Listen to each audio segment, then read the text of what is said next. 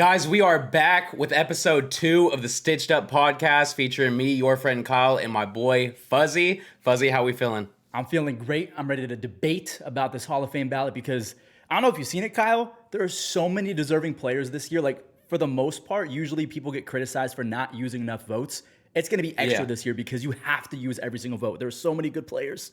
The thing that I love about this ballot is that, you know how I'm not going to say the last few years, but there was multiple years where you would see the ballot and you would see certain guys that you knew should probably get votes because you've heard a lot about them, but you didn't necessarily watch them play in their prime, because I don't know if people would consider us on the younger side or now we're on the older side or what. Yeah. But we're for sure sabermetrics kids.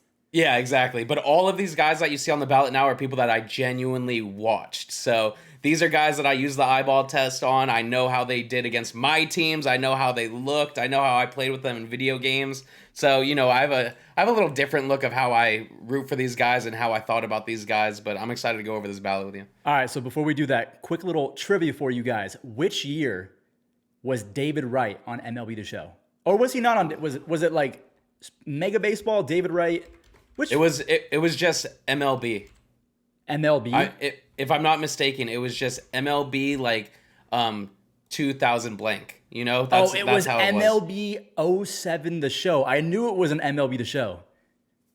Was it? Yeah, MLB 07. Yeah. I remember this cover where he's got the white unis on, his tongue is out. Wait, okay, so the show then, that'd be 06 with David Ortiz? Yes, David Ortiz was the first player athlete, I think. Okay. And then let's see if we could go over these real quick because now I'm interested. I know it's 06.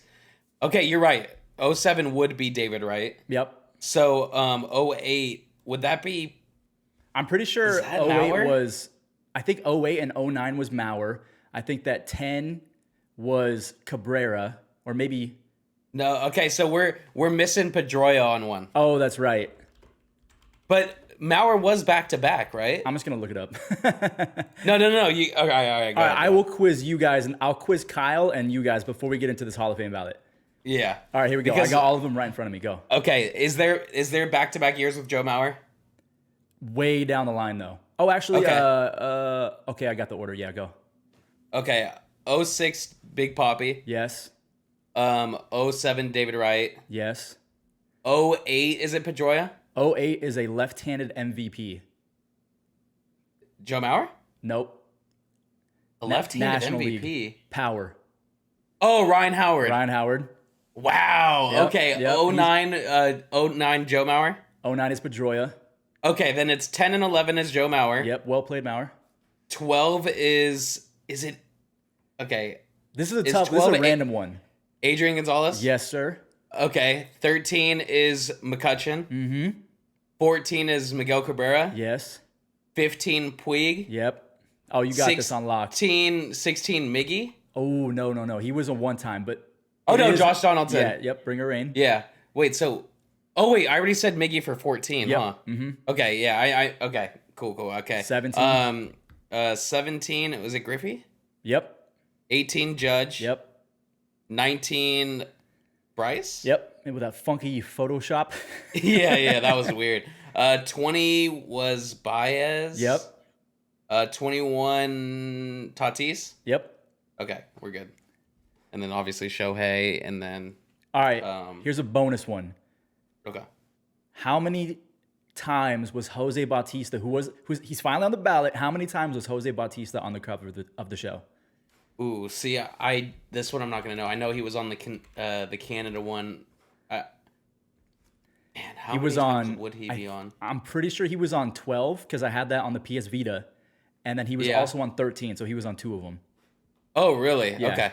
I was gonna guess somewhere around 3 or 4 because I don't know who else they would have really, who else they would have had at that time. I just remember hearing that he was on a couple, but yeah, I didn't know. I know Vlad Jr. was on one, right?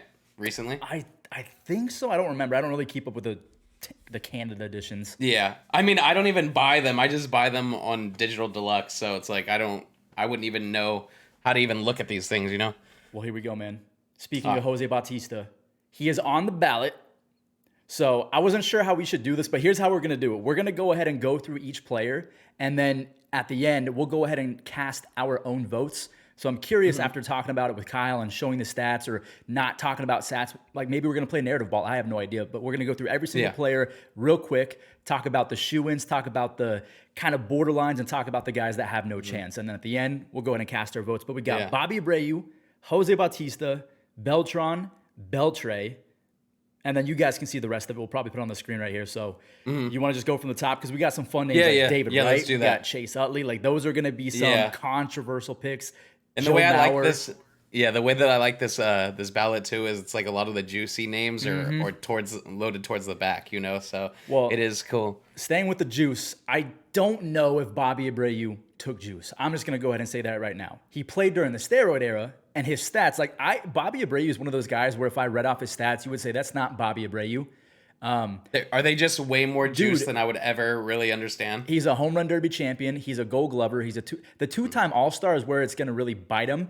But he's got almost 2,500 base hits. He hit 291, stole 400 bags, and had an 870 OPS. So an 870 OPS, that's pretty solid. But if we just go with the OPS plus, so it's just we can compare everyone, era Yeah. and dimensions and everything like that. 128 OPS plus, 400 stolen bases, almost 300 home runs. Like if I just said that, you're probably thinking of Troy Tulowitzki or something crazy like that. Yeah, the name isn't. It's not going to be Bobby Abreu sticking out. You know?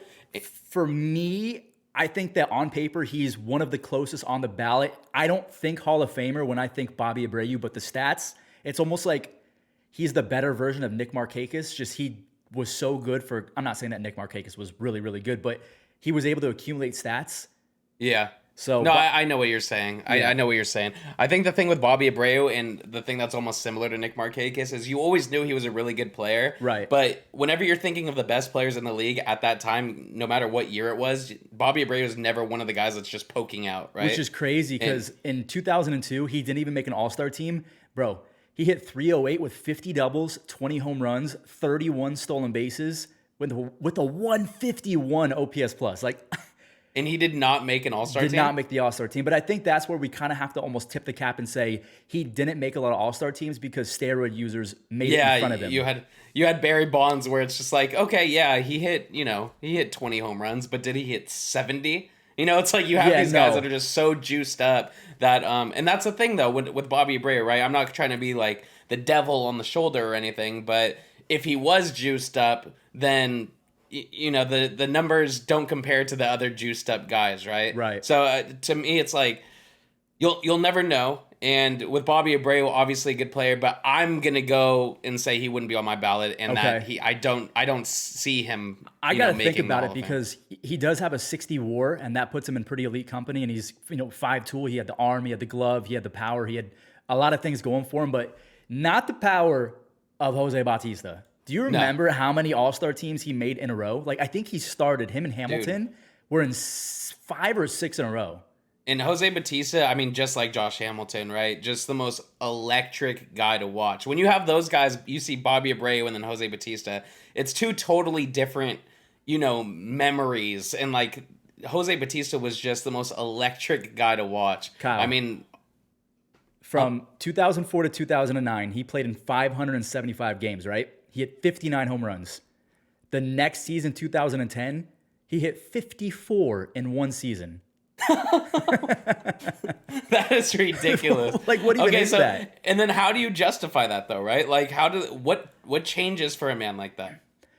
A lot of people are going to point to the old juice. And I saw, like, I've seen clips of him when he was real skinny with the Pirates, and he did put on a lot. Like, he was with the Orioles, then the Rays, the Royals, and the Pirates. He was on 4 teams back in 2004. Then he stuck with the Pirates. He actually had a pretty nice approach. Like, he was getting on base. He took his walks, which he always did throughout his career, but the power just wasn't there. But in 2007, he had 36 doubles and a 340 on base percentage, but he only had 15 home runs. So he was 26. He went to the Blue Jays when he was 27, got traded there, and then he popped off when he was 29 years old in 2010.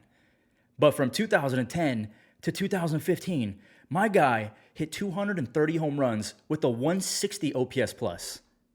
That is just illegal. Like one of the best peaks ever, but that's the thing about the Hall of Fame. You can't just have peaks. Otherwise, Grady Sizemore would be in the Hall of Fame.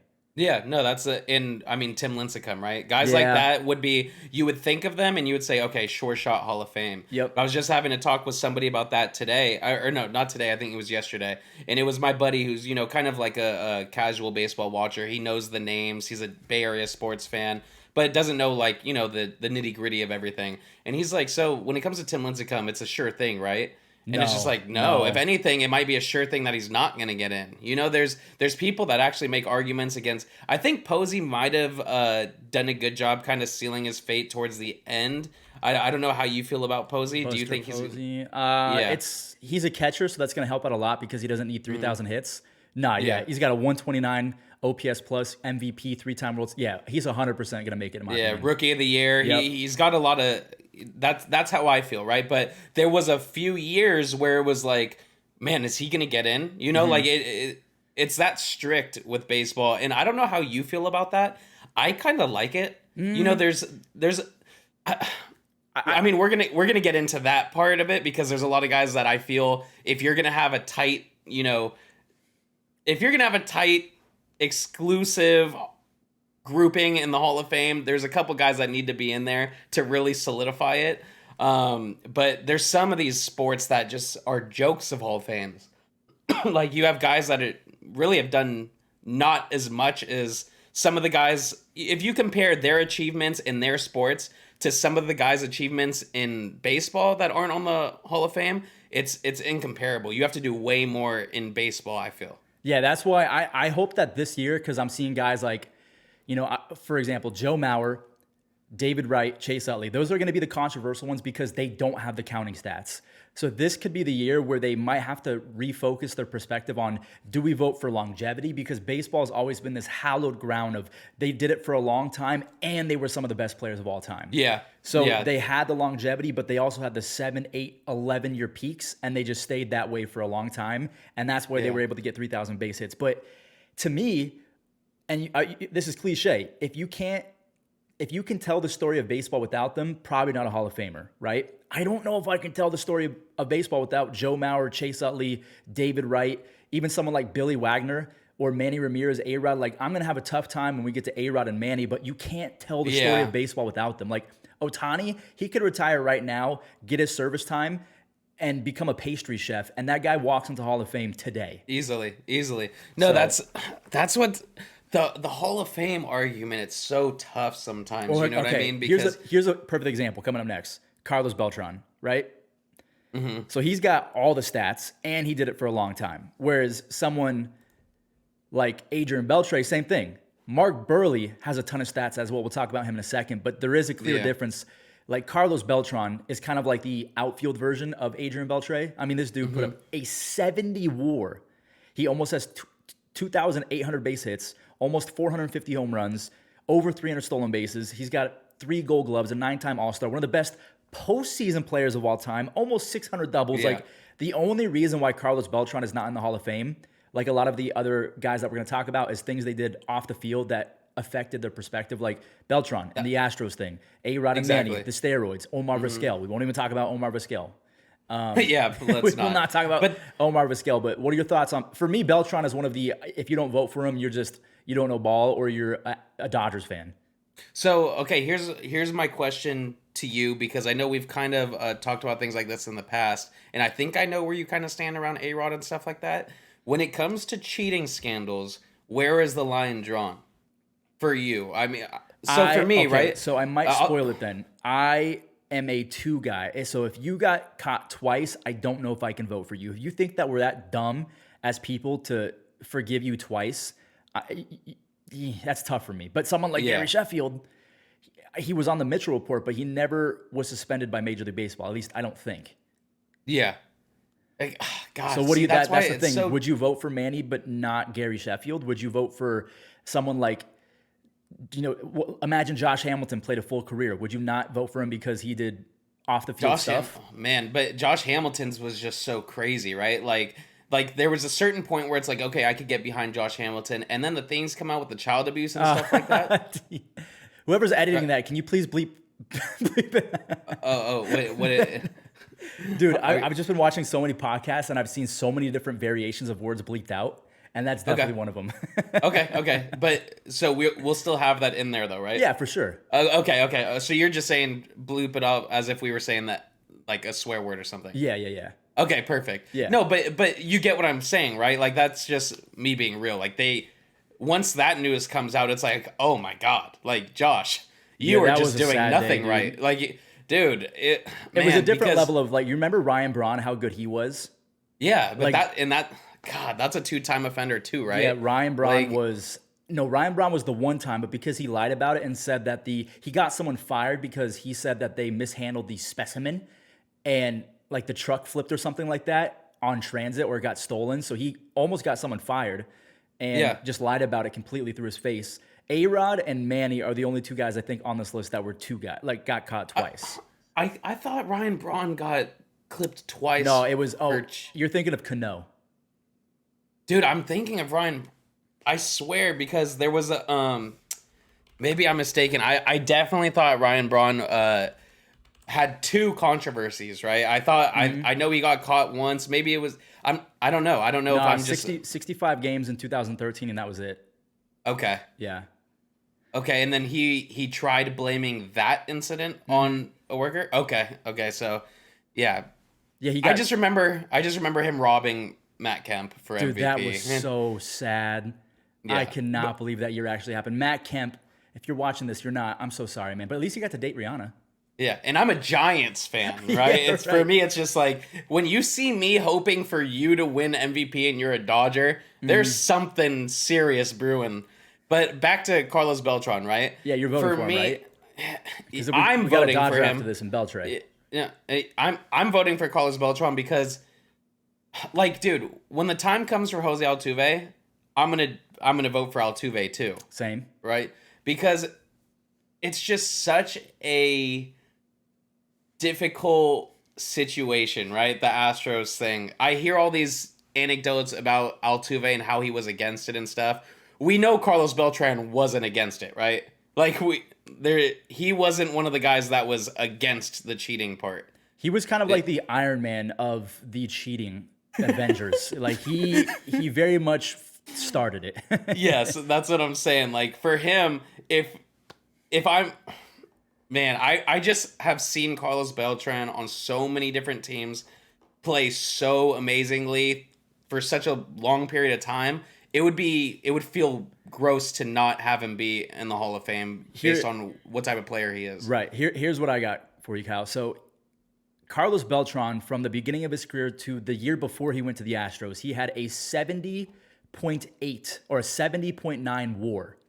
He has a career 70.1 WAR because he was worth a negative .8 WAR his final year in baseball. So it's not even like Wow. he benefited really from the banging. Did he implement it? Yes. Is he part of the reason why the Astros almost ruined baseball? Absolutely. But everything that he did I think that the slap on the wrist of him not being a first ballot, I think that's tough, bro. Like for how good as he was for how long, he probably should have been first ballot.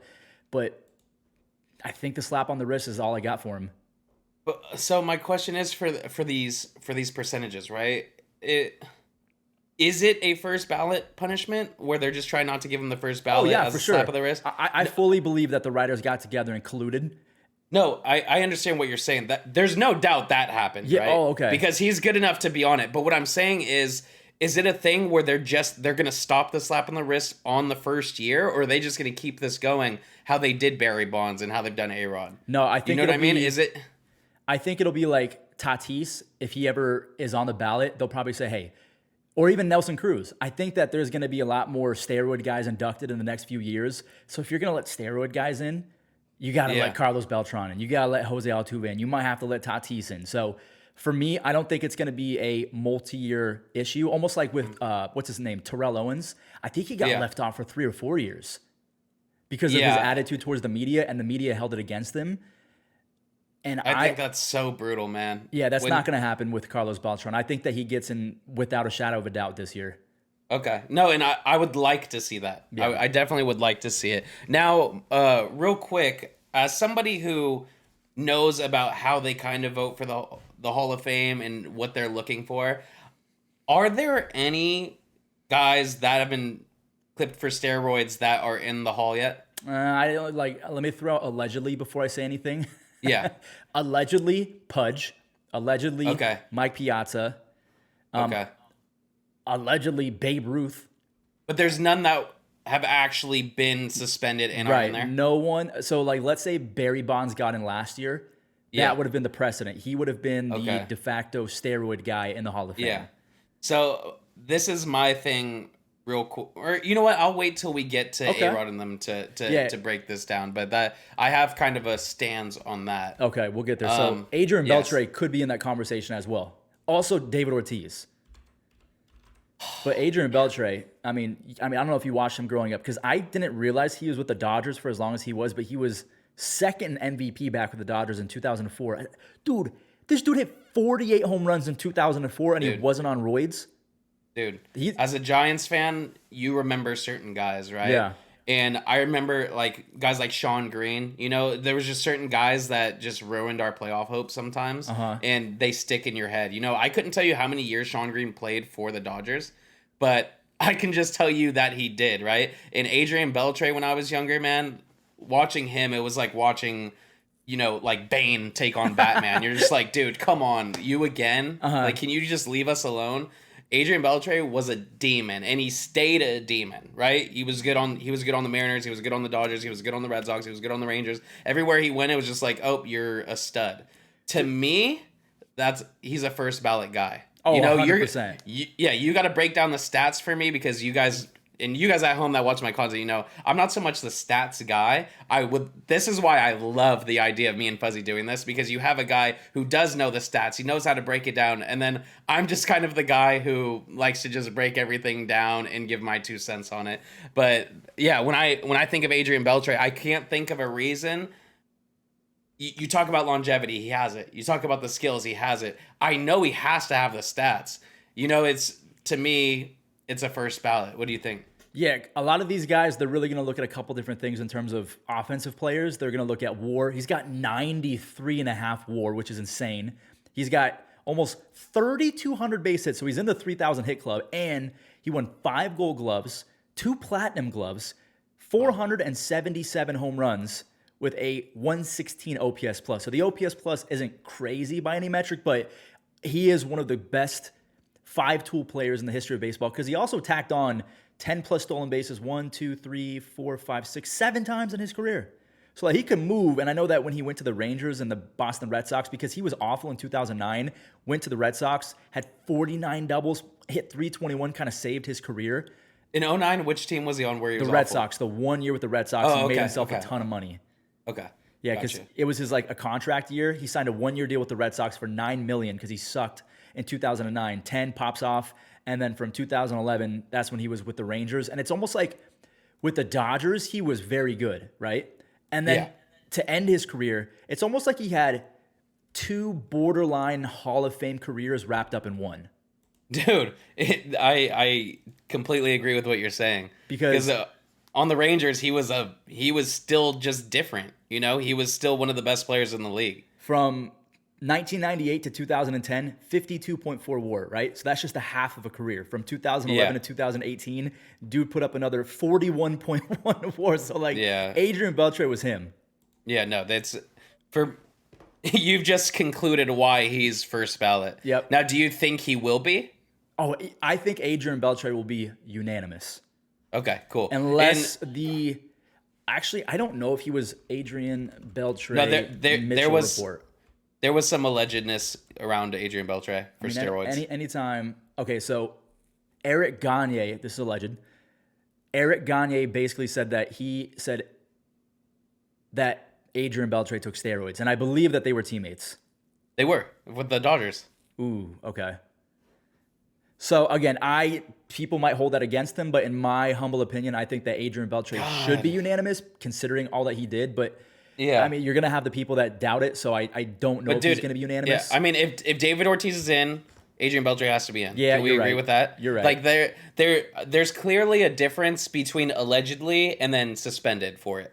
And the guys that were suspended for it, they have blacklisted, and the guys that, you know, were allegedly, they've letting it kind of get away. Mm-hmm. My whole thing, dude, is like, How is Pete Rose not in? You know what I mean? Like, There's some stuff, Kyle. There's some stuff. no. Well, okay. Is there other things beyond the gambling thing? Yes. Oh. Okay. There is some. Let's just say. Do you know who Josh Giddey is? Oh. Allegedly, Josh Giddey? Like, are you familiar with a situation involving Josh Giddey and what could or could not be true or an alleged? For sure. Let me put that out there. Potential. Yeah, that is why Pete Rose is not in the Hall of Fame. Allegedly. Oh. Anyways, moving on. You know, I've always been a huge advocate for Pete Rose not being in the Hall of Fame. Monster, keep him out, you know? That's how I feel. You know who isn't a monster? Mark Burley. He's the opposite of a monster. Mark Burley. He's the opposite. Not gonna be the Hall of Fame. I'm sorry, guys. If you're a White Sox fan, I'm really sorry. He was an innings eater. I mean, my man threw what? How many innings did he throw? Oh my God, almost 3,500 innings. Like, the dude was a workhorse. He worked fast. I love watching him play. That Dwayne Wise playing center field to save the perfect game.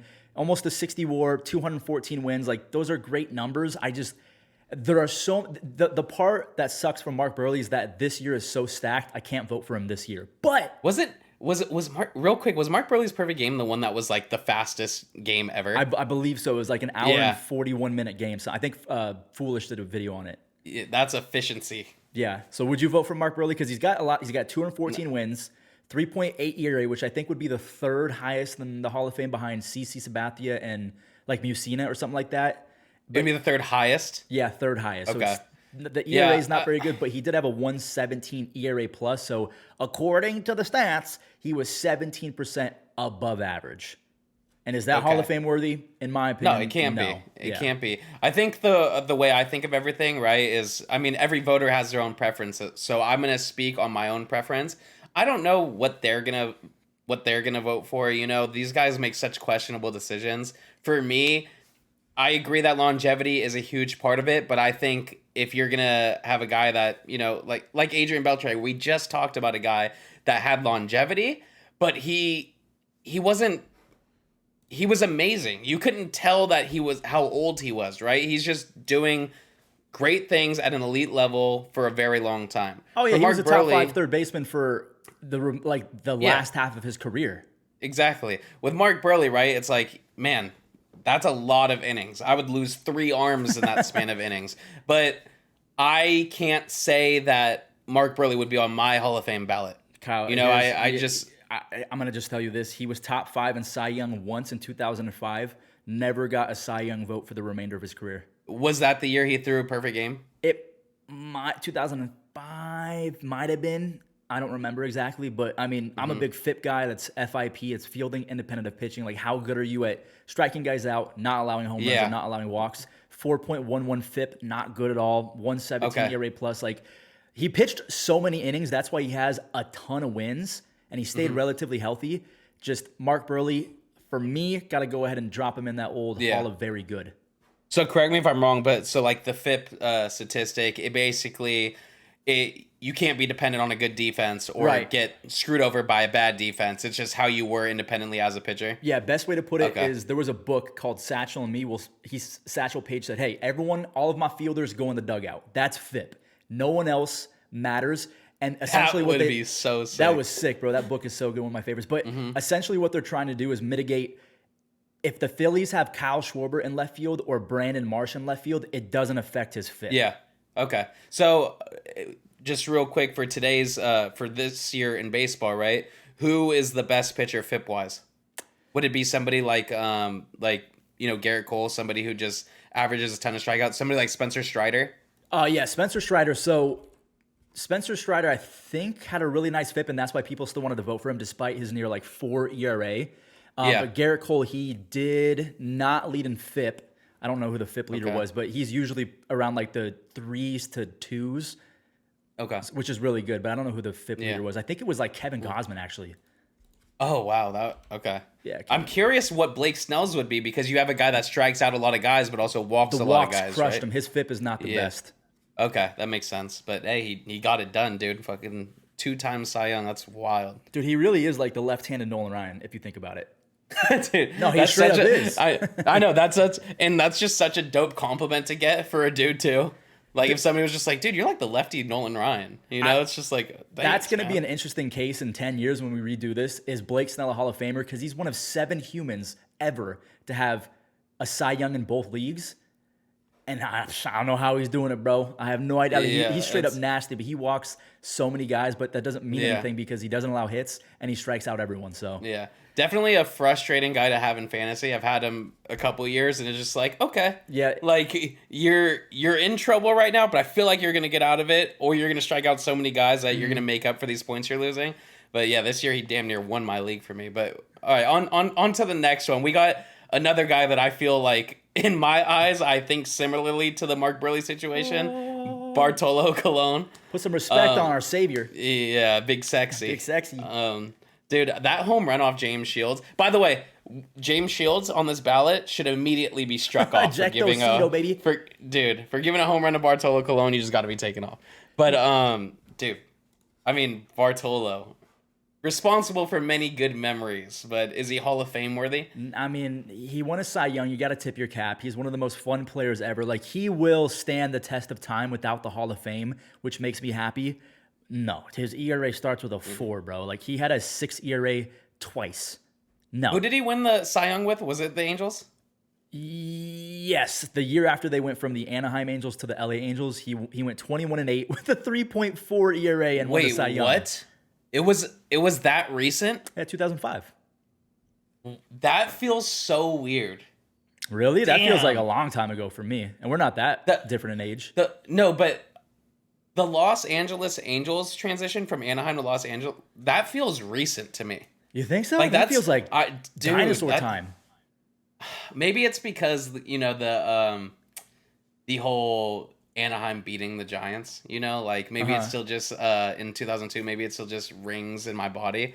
But yeah, no, I didn't realize that it was that long ago that they changed their name. Okay, but that's to be fair, I did not start really paying attention to baseball until 2005, so maybe I just didn't know them as the Anaheim okay. Angels. That makes sense. Yeah, because somebody. Go ahead. Sorry. No, you're good.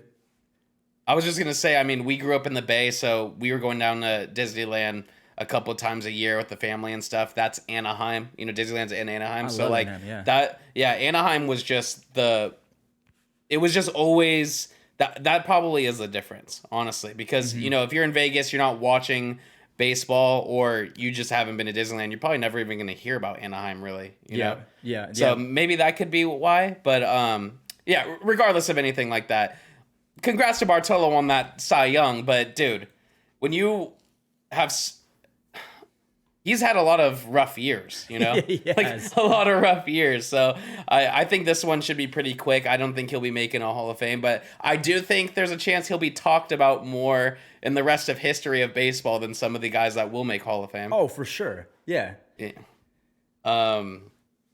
But Adrian Gonzalez, that's a kind of an interesting I think one. that we should talk about Adrian and Matt Holliday in the same sentence and save Todd Helton for a second, because I feel like everyone agrees about Todd Helton.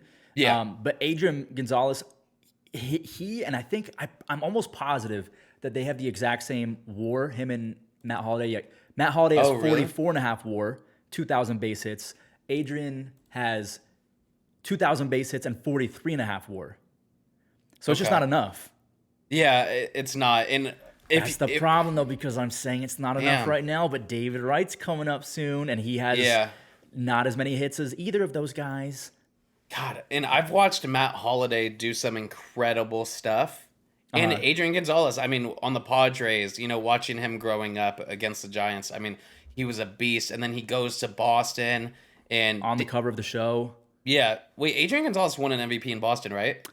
No, crazy enough, his best year, he finished 7th. Wait, what am I thinking of then? He hit 338 that year. What the? Dude, I know he had an incredible year. But for some reason in my head, the highest he ever finished in MVP voting was 7th. 4th in his final year with the Padres. Oh, he did have a year where he was 4th? Yeah, and then, dude, he was a stud with the Padres. 24 home runs, 30, 36, 40. Well, I don't know what I was thinking of. I thought there was for sure a year where he at least was runner-up, but I must be mistaken, but yeah, Adrian Gonzalez was a beast for a very long time.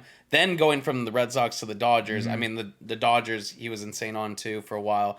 But yeah, I mean it comes down to the stats, like you're saying. If it's based on the stats, it's tough to make the argument for him and Matt Holliday. But man, just watching those guys, you Yeah, Matt Holliday was so good for so long, dude. it's sad that we can't vote these guys in. Like, if I had extra votes for a courtesy, like a tip of the cap, I would vote Yeah. for Aegon. As a tip of the cap, I would vote for Matt Yeah. Holliday, because Matt Holliday, bro, like his swing and his forearms, like I'll never forget them, because they were just he was massive, but it seemed like Yeah. the forearms made him even bigger.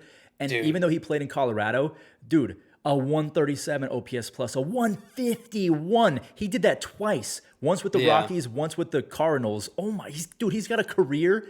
Holy dude. And you could just remember him for such clutch moments too. Like he's in memories of baseball. Bro. Okay, so let me ask you this, right? Can you tell the story of baseball without mentioning Matt Holliday?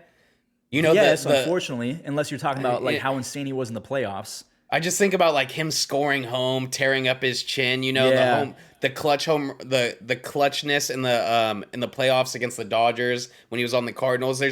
I get what you're saying, right? You could tell the story without him, but I just have so many memories of Matt Holliday. Kyle, You check know, this out. I have way more memories of Matt Holliday than I do of Bobby Abreu. No, for sure. But even though like they both played different careers, like Adrian Gonzalez was the Gold Glover first baseman, Matt Holliday was the terrible fielding, power hitting, super threat offensively in left field. Aegon Yeah.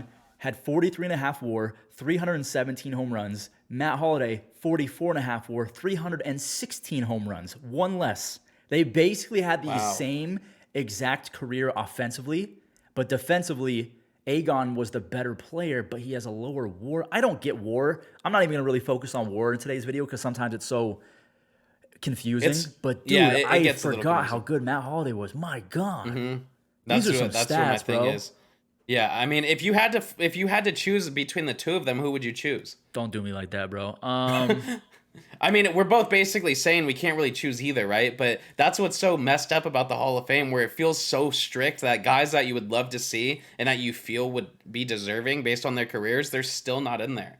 You know, that's why whenever somebody talks about a current player right now and says that they should be in the Hall of Fame, it's like, do you guys understand like what goes into it? You know how long they have to do this for?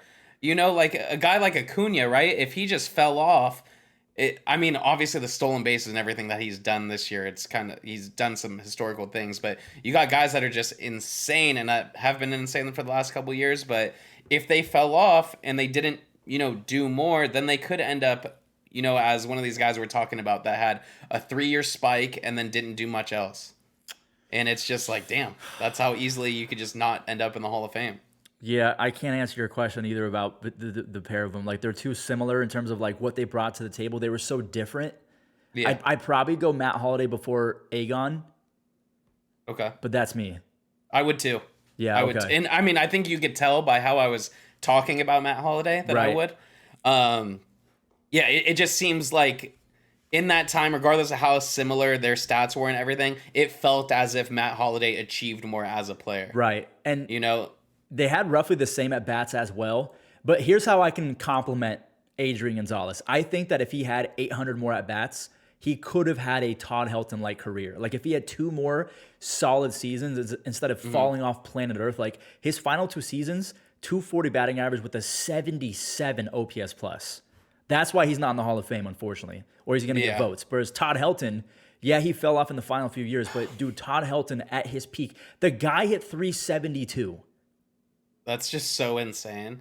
I And know I he mean, played at Coors, and I know the Coors thing is going to be it's going to be something we're going to talk about for the rest of forever. I don't think it plays that big of a role because of the blood thinning that it does.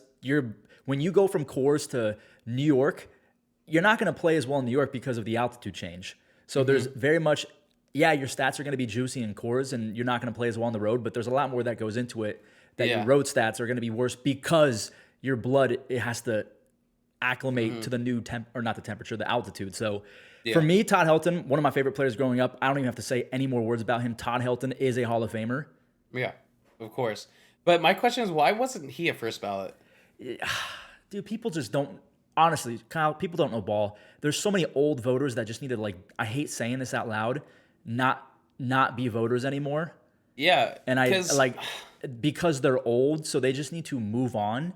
yeah, but even those old guys, right? Like, doesn't Todd Helton kind of check all the boxes, right? Yes. He wasn't controversial. Like, I mean, I guess is Coors just like the main criteria for why he wasn't a first ballot? Yes, Coors Field effect. Essentially, people say that he was not the best first baseman of his era, but he was competing against guys who were doing steroids. But Yeah. I mean, he's got the doubles, he's got the home runs, he's got the gold gloves. He had 3 gold gloves. He hit 372. He has a career 316 batting average. And the thing that I pay attention to, OPS plus, because that takes into effect the era in which he played in and the ballpark as well. So they're taking into account the steroid era and Coors Field. For his career, every single game, every single season he played for the Rockies, he was 33% better than average, which is insane. Yeah, that's it. And we were talking about Mark Burley, right? He has 17% Yeah. above average, and then you have a guy who's doubling him, right? So he's doubling another guy that's on the Hall of Fame ballot, but he's not a first ballot. It's just weird to me, you know? And that's the problem is when it comes to Adrian Beltre and these guys, it's like, really, me and you are just guessing right now. You No, know? because the thing is, Kyle, like Todd Helton very much dominated baseball because from 2000 to 2007, he had a combined 150 OPS plus. So like he very much dominated a near decade, whereas Mark Burley, he was good and he stayed good and then kind of ended good. He was never considered to be like a top 10 player or top 10 pitcher in baseball. I get what you're saying. So I mean, yeah, I mean, I would say for Adrian and Matt Holliday, it's kind of a no for now, huh? It's a tip of the cap. They were so fun to watch, but unfortunately, they're not going to get a vote from me this year because there are other players that deserve it. Yeah. Now, Torrey Hunter, dude, this is a guy that is super interesting to me because I don't think he has this. I don't think he has the stats for it, right? On paper, he probably doesn't. I mean, dude, we just talked about Adrian Gonzalez and Matt Holliday. I don't know ball, but I don't think Torrey Hunter really. No. Yeah, but the reason why I'm saying this is because Torrey Hunter is a guy that was a big part of my childhood. You know, I remember him robbing Barry Bonds for the home run in that All-Star game, dude. Like, Torrey Hunter was so slick. He was just so clean, man, and I loved watching him play. But, you know, Hall of Fame worthy, I don't know. You're going to have to break down some of the stats. I mean, the problem with Torrey Hunter is there's a guy, Harold Baines, who just got inducted, and the reason why Harold Baines is in there is because he was pretty good at getting base hits. Like, he almost had 3,000 base hits, but he has a 38.8 WAR. 38.8. Wait, Harold Baines did? Yeah, Harold Baines made it. Torrey Hunter has a 50.7 WAR because he had seasons of greatness in terms of power, speed, and defense. Yeah. I don't remember how good of an arm he had, but I know that he had a solid arm. I don't remember if it was a rocker or anything, but I mean, the dude has 33 DRS for his career, which is pretty good. He has almost 500 doubles, almost 360 home runs, almost 200 stolen bases. The 110 OPS plus is definitely going to be where people look at that and say, hey, that's not very good. But I mean, one of the best defenders in the history of baseball almost was in the 400-200 club. That's 400 home runs, 200 stolen bases. Like, unfortunately, he's going to lie in the same category as Matt Holliday, Adrian Gonzalez, maybe David Wright. We'll talk about him in a second. Don't you guys go anywhere. I just don't. I don't think that Torrey Hunter has the accolades and the milestones of the other players in the Hall of Fame. And because I do want to keep the Hall of Fame somewhat hallowed, unfortunately, the Hall of Very Good is going to have to exist. So I'm going to have to throw in Holliday. I'm going to throw what's a Bueller? What's his name? Mark Burley. And I just can't vote for Torrey Hunter. I'm sorry. Yeah. Wait. With Jose Bautista, what was your ruling for that again? No, can't do it. Yeah. Okay. Yeah. I feel like everybody that we have talked about for the Hall of Very Good, you know, it's like they could all go there. I would you? Oh, this is gonna be controversial, but I'm just gonna say it. Would you even put Bartolo Colon in the Hall of Very Good? No. Me neither, right? Like Bartolo Colon's the one on here where it's like, I wonder if he wasn't big sexy, would he be on this Hall of Fame ballot? You know, but that's like asking if Ken Caminiti is an all-time great because he won an MVP. Like Kim Yeah, Caminiti was good, but yeah, that's all he was. Good. yeah. He No, popped off for 1 year because of roids. And let's not forget, I think Bartolo Colon was a PED user. I do remember hearing something Yeah, about that. allegedly. There's just nothing stacking up for Bartolo. But No. yeah, because I was gonna say everybody we've talked about feels like they could be in the Hall of very good, but I won't go with Bartolo. Now, kind of the better version of Torrey Hunter, Andrew Jones, he's got Yeah. my vote. Okay, now here's one where I do need to hear the stats for him because I watched him as a child, so I know how good I feel he is, and I know how good he looked. Yep. But what was his numbers compared to a guy like Matt Holliday? In terms of offense or just the all-around game? Because the I wanna offense know is nowhere offense. close. Yeah, okay, yeah, because defense, he was a fucking wizard. Andrew Right. Jones and Yadier Molina will die as the greatest defenders in the history of baseball. Yeah. Brooks Robinson's in there. I'm going to give some credence to Brooks Robinson. I think that Kevin Kiermaier, Ken Griffey Jr., they're all special in their own ways. But oh my God, Kyle, look at 235 DRS, Are you kidding me? dude. 235? These were consecutive seasons: 28, 35, 36, 25, 27. Andrew Jones is the greatest outfielder in the history of baseball defensively. And Yeah, that's nasty. when you throw in 434 home runs, that I don't know how he's not in the Hall of Fame already. It is blasphemous that a 10-time Gold Glover, if the Platinum Glove was a thing, he'd be a 10-time Platinum Glover with almost 450 home runs. He should have been in last year. He's got a 63 WAR. Jeez. So even though he doesn't, but Kyle, here's the thing: he's not in the Hall of Fame because he doesn't have 2,000 base hits. Is that all it is? That is it. It's the number is not round and it doesn't look pretty, and the prerequisites have not been met by all of these dinosaur voters. Oh, you don't have 3,000 or 2,000, you can't be in the Hall of Fame, despite how dominant you were defensively. He had some pretty good. He had 27 stolen bases. Like this dude hit 51 home runs back in 2005 and saved 16 runs defensively. Yeah, that's just unheard of. So yeah, for me, Yeah. I hope he is just so otherworldly good. And I know that Torrey Hunter is special as well, and he's got 2,400 base hits. So Torrey Hunter, if you voted for him, Kyle, I would not be upset at you. But I think that there's a big difference between Torrey Hunter and Andrew Jones. So Yeah, no, I'd I vote agree for with that. Andrew Jones, but I'm not going to vote for Torrey Hunter. No, yeah, I mean, you heard me say about the Torrey Hunter thing. You know, he's a memory guy. He's a guy that I loved watching, Okay, and yeah. that was awesome. No, but in no way did I say I was voting for Torrey Hunter. Oh, gotcha. Okay, gotcha. No, yeah, no.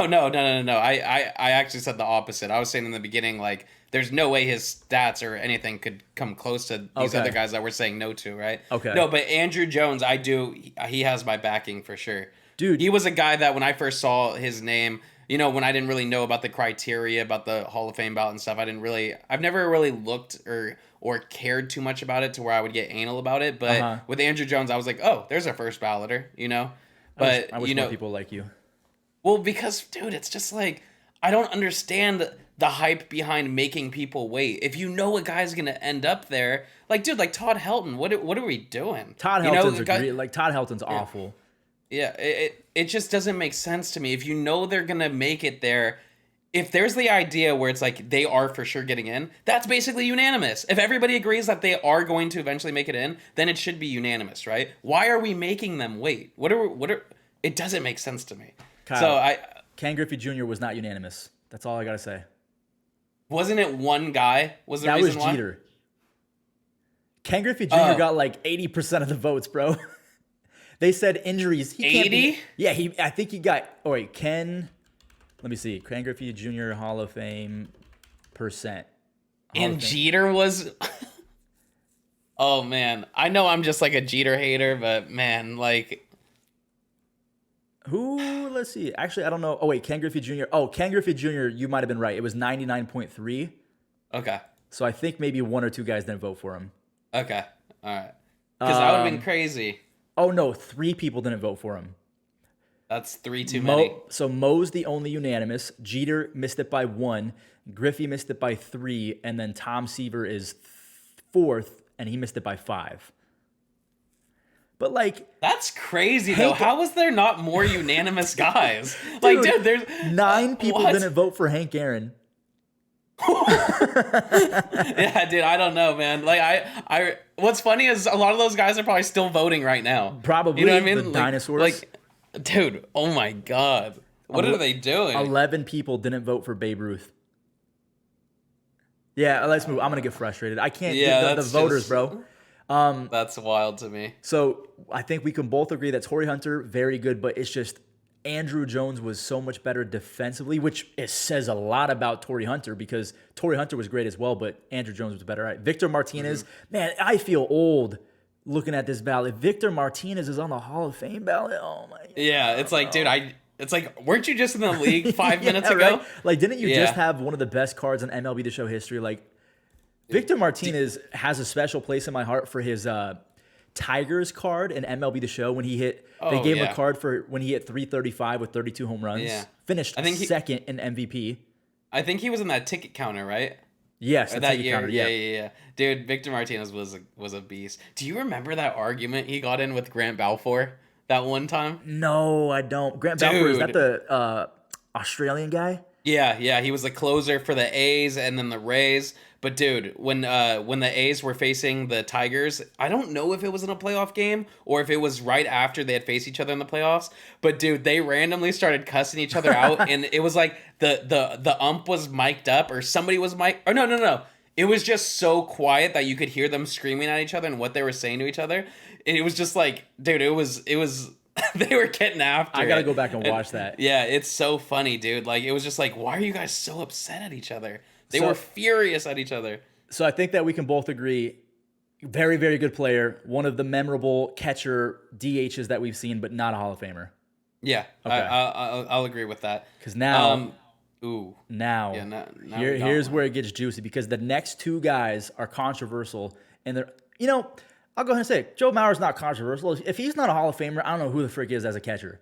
Yeah, I straight up I can mean, say Joe it out Mauer loud, needs like- to be a Hall of Famer. Yeah, like I know we're gonna save our votes pretty much. I mean, we're talking about it as we go, but Joe Mauer to me, he and Posey are top 5 catchers of all time.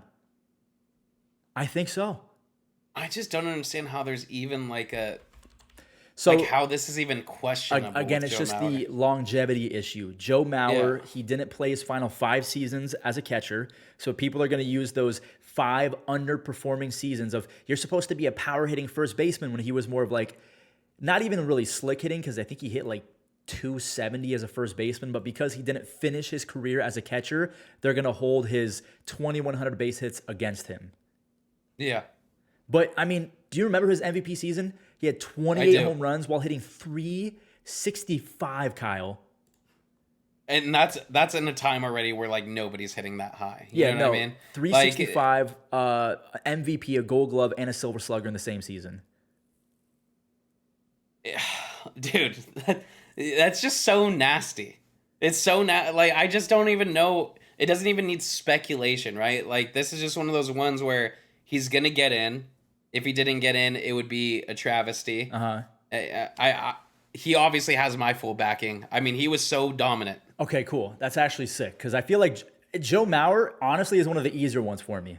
Yeah, no, Okay. Joe Mauer has always been easy for me. Now, how Andy- many years has he been on the ballot? Is this his First second one. year? First one. So, Oh, it's his very first. yeah, first guys Okay, are okay. So the guys, I don't know if you're looking at the ballot. If you see that they're a little like italicized, that means that they're first year. The one I'm looking at is the one you posted on Twitter, so none of them are italicized. oh, for It's real? it's just regular names.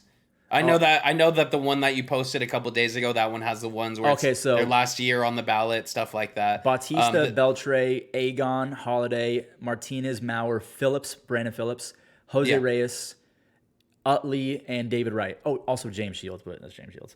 I mean, dude, why is he there? But yeah, Big Like, Game James? yeah, big game James, bro. All right, Andy Hey. Pettit, one of the best pickoff artists of all time. He does have a 60 WAR, all right? He does have 256 wins, a 3.85 ERA, doesn't have 3,000 strikeouts, not even close to it. But what everyone's going to pay attention to is his postseason ERA of 3.81. So he basically was the same guy in the postseason and the regular season. Okay. So I'm gonna. This is my hot take of the video. I would not vote for Andy Pettit. One, because I don't think a 3.85 and a 3.74 FIP is good enough when you took steroids. Yeah. If you had like a 2.85 ERA, sure, and I could give you a little bit of leeway and some wiggle room with that ERA or maybe the strikeout stuff. He didn't strike out anyone. His ERA is almost 4, and he just stayed healthy. That was his big trait. He stayed healthy. And he I'm got not going to popped vote for for someone. steroids, right? Yes, he was suspended. Okay. I'm going to make this so clear and so quick. If the greatest baseball player who ever lived is not in the Hall of Fame because of steroids, I'm not voting anybody in that got popped for steroids. Okay, actually, let me correct it real quick. He did not get suspended, but he admitted to using HGH. So not suspended. I just want to clarify that. But he did take them. Yeah, I feel like my thing still stands, right? Yeah. Like if it's known and it's confirmed, I can't vote. get behind it, man. I can't. No, hold on. There are some names coming up, Kyle. No, I know, and I stand the same way, even though it breaks my heart because there's some of my Barry favorite Bonds, players to Kyle? ever live. Barry Bonds. What about him? You would not vote for Barry Bonds. No. I would vote for Barry Bonds, and I would vote for every single one of these. But what I'm saying is, if he's not allowed in the Hall of Fame, then nobody else can be. Does that make sense? Like, you have the best player who's ever lived, right? He was not in the Hall of Fame. He's not in the Hall of Fame. The unfortunate part with Barry Bonds is he also had terrible relationships with the media. The thing, people say that David Ortiz got in because he was loved, but in their little ridiculous. hearts, I don't know if I fully am able to cope with David Ortiz taking steroids, even though I think that he was on the Mitchell Report when he was with the Twins. So maybe he did, maybe he didn't. I don't know. But Barry Bonds, his head ballooned to the size of, Montana. I know for a fact he did steroids. If I go down the rabbit hole of his stats, and even if I discount his stats by 70%, he's still a Hall of Famer. So Yeah. I would have voted for Barry Bonds. The problem is the old dinosaur voters that held a personal vendetta against him because he shaded them throughout his entire career. That's the reason why he's not in the Hall of Fame. In my opinion, my hot take, he's not in the Hall of Fame because he took steroids. He's not in the Hall of Fame because he was a dick. Okay. That's my reasoning, because he was clearly the best human to ever play baseball. He was a dick, and that's why they wrote him off. Dude. That's why he was fired from the Marlins spot. He's a jerk. Dude, trust me, we grew up watching him get in fights with Jeff Kent in the dugout, right? Like, we know how Barry Bonds is. But, dude, I hate to break it to everybody. Michael Jordan was a fucking asshole, too, right? Yeah, Steve Kerr Joe Montana, I personally have experienced a horrible experience with Joe Montana. He's one of the biggest assholes I've ever met in my entire life. But these guys were great on the field, right? So that's just what I'm talking about.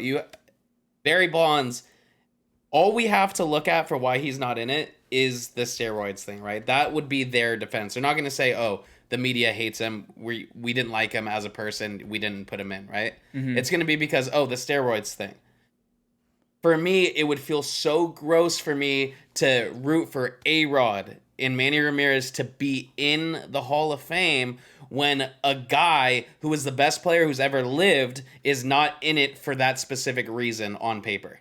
That's why he wouldn't be in it, right? So if they put in Manny or A-Rod, then obviously it would be confirmation that it was a personality thing and it's not a steroids thing. But how can you have them in but not Barry Bonds, right? And that's how I feel about Andy Pettitte. That's how I feel about any guy that clearly they have a difference between allegedly and confirmed. Andy Pettitte, he might not have been suspended, but if he confirmed it himself, that's the best source you could possibly get, right? Like, I just can't see how they could sleep at night putting these guys in, but not Barry Bonds. So I get what you're saying. I would vote for Barry Bonds, and I hate that they held it against him and that he's not in the Hall of Fame, because that's going to ruin it for other potential PED users. So I get what you're saying. I just don't think that Andy Pettitte was the caliber of superstar like an A-Rod or like Mark McGwire. So no, not even close. He's got the double whammy of he wasn't the best at his craft and he took steroids. Yeah, it's like those guys that play video games, right? It's like, how are you hacking and you're still trash? Yeah, right. I'm not saying Andy Pettitte's trash, right? But like, dude, if you're cheating, you gotta be above that. That You gotta be up there, right? You gotta like be Roger Clemens. Exactly. Like, dude, that's a perfect example, right? And like Gagne, right? Like these guys, you could tell when you find out they're juicing. It's like, oh, that's why you were unstoppable. With Andy Pettitte, it's like, oh, you weren't unstoppable though. Yeah, you know, I mean, won a bunch of games. My context was on a great team for a long time, one team, and cool, great for him. 60 WAR. It's not. I mean, those are all nice numbers, but he's not a strikeout guy. He doesn't have 300 wins. He started in 530 games, so maybe you give him the tip of the cap, like, wow, you started a lot of games. But steroid guy that never won a Cy Young, I'm good. Yeah, I'm good off of that. So. Yeah, no, I wasn't going off of that rant because of Andy Pettitte. He wasn't a guy that was borderline for me. I was just saying in general where, like, that's my stance on all of those guys. And a lot of these guys we're about to talk about. And I'd love to go over it one by one with them. But that's just how I've always felt. You know, if you got to keep that same energy. If you had that energy to keep somebody out, you got to keep it that way. But see, Kyle, you're not those voters like Barry Bonds. Here's how I think about it. Even though Armando Galarraga never technically does not have a perfect game, in my heart, he will always be an owner of a perfect game. Barry Bonds, I will always give him my vote because I think that he was he a scumbag? Absolutely. Did he cheat the game of baseball? Absolutely. But was he the greatest player in the history of baseball? Yes. So I'm going to give him a nod, and I'm not going to hold other players in the same. Everyone's going to be case by case for me. That's how I look at it.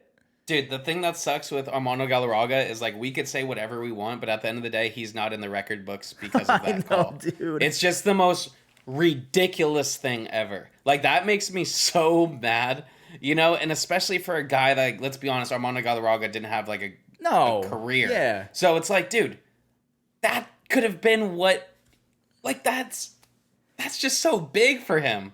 Dude, and it just got robbed. It reminds me of, I got pulled over one time. Super quick story. I got pulled over for overtaking a vehicle. That means, like, there's technically one lane, and I sped up to overtake a vehicle. The next week, it was turned into a 2-lane street. So poor Armando, replay comes around years later, and you can't review the thing. Yeah, they're just like, don't worry, Armando, it won't happen again to anybody else. Yeah, and the worst part is he got the next hitter out. Yeah. So no hitter, no perfect game, nothing. But even the part that's even more worse about that, it wasn't even a close call. No, not even a little bit. Like, the dude was so out. I just remember Miggy's reaction where he was just like, it looked like Miggy walked into somebody sleeping with his wife. You know, you're just like, how, what? Random side note, the reason why Armando lost his perfect game is in large part because Miggy should have not gotten that ball. He should have left it to the second baseman. I will die saying that. And I understand, but at the end of the day, they got him out. Right? Yeah, you're right. They did what they had to do. Mm-hmm. This would be a conversation if he was safe. If he was legit safe. Okay. Then it's like, damn, we'll always remember how Miggy took that ball, right? But dude, he was out. You know, like they did what they had to do. It's just a shitty call at a shitty time where they didn't have replay. And it's a shame that replay wasn't brought up way before that. I mean, it's not like we didn't have the technical advances. Like, let's get replay out. But, you know, it's not worth. We're stressing about this like Galarraga's on this ballot, you know. But all right, that was crazy. Now let's get back to a real Hall of Famer, okay? Okay. Brandon Phillips. Okay, is Brandon Phillips a Hall of Famer? No. Okay, I was like, I didn't know if you were serious or not. No, so Brandon Phillips, I hold a special place in my heart for him because he's one of the biggest reasons why Grady Sizemore was traded to Cleveland. So in the same trade, the Guardians got Sizemore, Brandon Phillips, and Cliff Lee, all for Bartolo Colon. That was the trade, which is a sick trade, by the way. Sick trade. You got a superstar center fielder, Brandon Phillips, like on paper, pretty solid. Like his best season, I'd have to say, because he's had some decent cards in MLB to show, but his best season was a 4.9 WAR, so he was consistently like a 3.5 to 4 win player. He's got. Can I try to guess what year it was? His best season? Yeah, I feel like it was around 09-ish. 09, yeah, that was definitely one of his better seasons, but his best season was 2011. Oh, it was? Okay. 2011, he hit 300 with 38 doubles and won a Gold Glove. Okay, I was trying to think. I thought he was mostly peaking around the time that around. I'm stupid. No, you're good. No. I was thinking that the Giants played the Reds in 2010, but that was 2012. And So no, I they did. He hit a home run against you guys. Oh, that was no, I had the wrong logic. 2012. I was thinking the year before we faced them in the playoffs. Oh, That's why I right. said '09 because I thought we faced them in 10, but in 2010 it was the Braves. 2012 we were down 0-2 against the Reds and then came back because of Yeah. the Scott Rowland error. Oh, that was that same year, dude. Brandon yeah. Phillips in that series he hit 375 with 7 RBIs. Oh I my mean, Brandon Phillips was a demon. Like, Wow. he was so good. Yeah, so Brandon Phillips, he kind of has the same, like, Torrey Hunter thing to me, where it's like, dude, one of my favorite players Yeah, that's to a fair ever watch comparison, actually. defensively. Yeah, because, I mean, Brandon Phillips was doing Torrey Hunter things at second base, right? Just super dope, making the slickest plays you could possibly think of. I mean, that's a guy that could make a highlight reel, Yeah, you know? for sure. And like, you know how we're talking about tell the story of baseball without mentioning these guys. Of course I could tell the story of baseball without mentioning Brandon Phillips, but I would prefer to tell people about Brandon Phillips, you know? Like, I would love to show my kid one day just what Brandon Phillips was doing at second base. Oh, and, for sure. You know, yeah, and I mean, offensively, I don't know how his stats really stack 95 up. OPS plus. Yeah, but Brandon Phillips defensively was just I'm thankful we had him. You know, let's put him in the hall of very dope. Can I give him a that's compliment? Yeah. It's not going to sound like one, but he was Kroger's Jimmy Rollins. Yeah, I don't know if that's a compliment. Because, But- I mean, 211 home runs. Jimmy Rollins had 231. They both had a 95 OPS plus. The only difference really is that Jimmy popped off insanely for one season with the power, or actually back-to-back. He had 25 and 30. Jimmy's on this list, by the way, on this Oh, ballot. I see him. It's just- that's why I was like, I don't know if that's a compliment. No, it is when you're- because I think highly of Jimmy Rollins because even though his OPS plus for his career is subpar and they have the exact same, like, it is weird to say in the same sentence, Kyle, that Brandon Phillips and Jimmy Rollins have the exact same OPS plus. they have the exact same. Both 95. So that's why context has to matter. And actually, Yeah, that's crazy. yeah, so, and Rollins only beat Brandon Phillips by 20 home runs, and Jimmy Rollins had 2,000 more at-bats. Ooh. Okay, let's not badmouth Jimmy Ooh. Rollins just yet, but he's not doing himself any favors right now. Anyways, Ooh. That's not is Jimmy Rollins the Kroger's version of Brandon Phillips? No, I'm kidding. no, dude. No, but that is surprising to hear. I'm not gonna lie. All right, But I mean, here's... What? all right, go. No, you're good. No, but what I'm gonna say is for Jimmy Rollins, right? Even in the MVP year, he wasn't hitting a bunch of tanks, right? So we can't really go off of that. How many home runs did he have in the MVP year? 30. It was 30 exactly. Yes. Okay, so I mean that's still I for some reason I thought it was like 28, which is pretty much the same number, but I just know for Jimmy Rollins, right? There's a lot of other factors besides the power. He had You know, 20, so when- he had 20 triples that year, Kyle. Oh my, yeah. What the See, this is what what the I'm talking about. Like, I think that's the only 20-30 season ever. 20 triples, 30 home runs. Oh, Yeah. and he had 41 stolen bases and oh my God, had 5 DRS. Yeah, Jimmy How many Rollins home was, runs? How many triples did Acuna have this year? 8. No, I don't think that Ronald had a ton. I think that Corbin led Okay. the NL. I think Ronald had like 3 or 4. Yeah, actually, 4. Corbin's a good. How many did Corbin have? Corbin had, he was tied with Otani, I think, for the league lead. I think Corbin had 10 on the dot. Dude, it does seem like Otani 10. hits a triple every game. It's Like, because- that's We both just paused. wait, what? Oh, why? We're I both thought you just- like cut out. No, we're both just polite gentlemen who were waiting for the other person to go. Yeah, Otani yeah. had 8. Okay. So he led baseball. He led the American League in 2021. Then he had 6, and then he had 8 again. If Corbin Carroll had 10 and Otani had 8, that just because it feels like they hit a triple every game. Oh yeah, That shows you how many Jimmy Rollins had at 20. That is absolutely ridiculous. can I throw a random season at you and you just tell me who this is? Okay, go.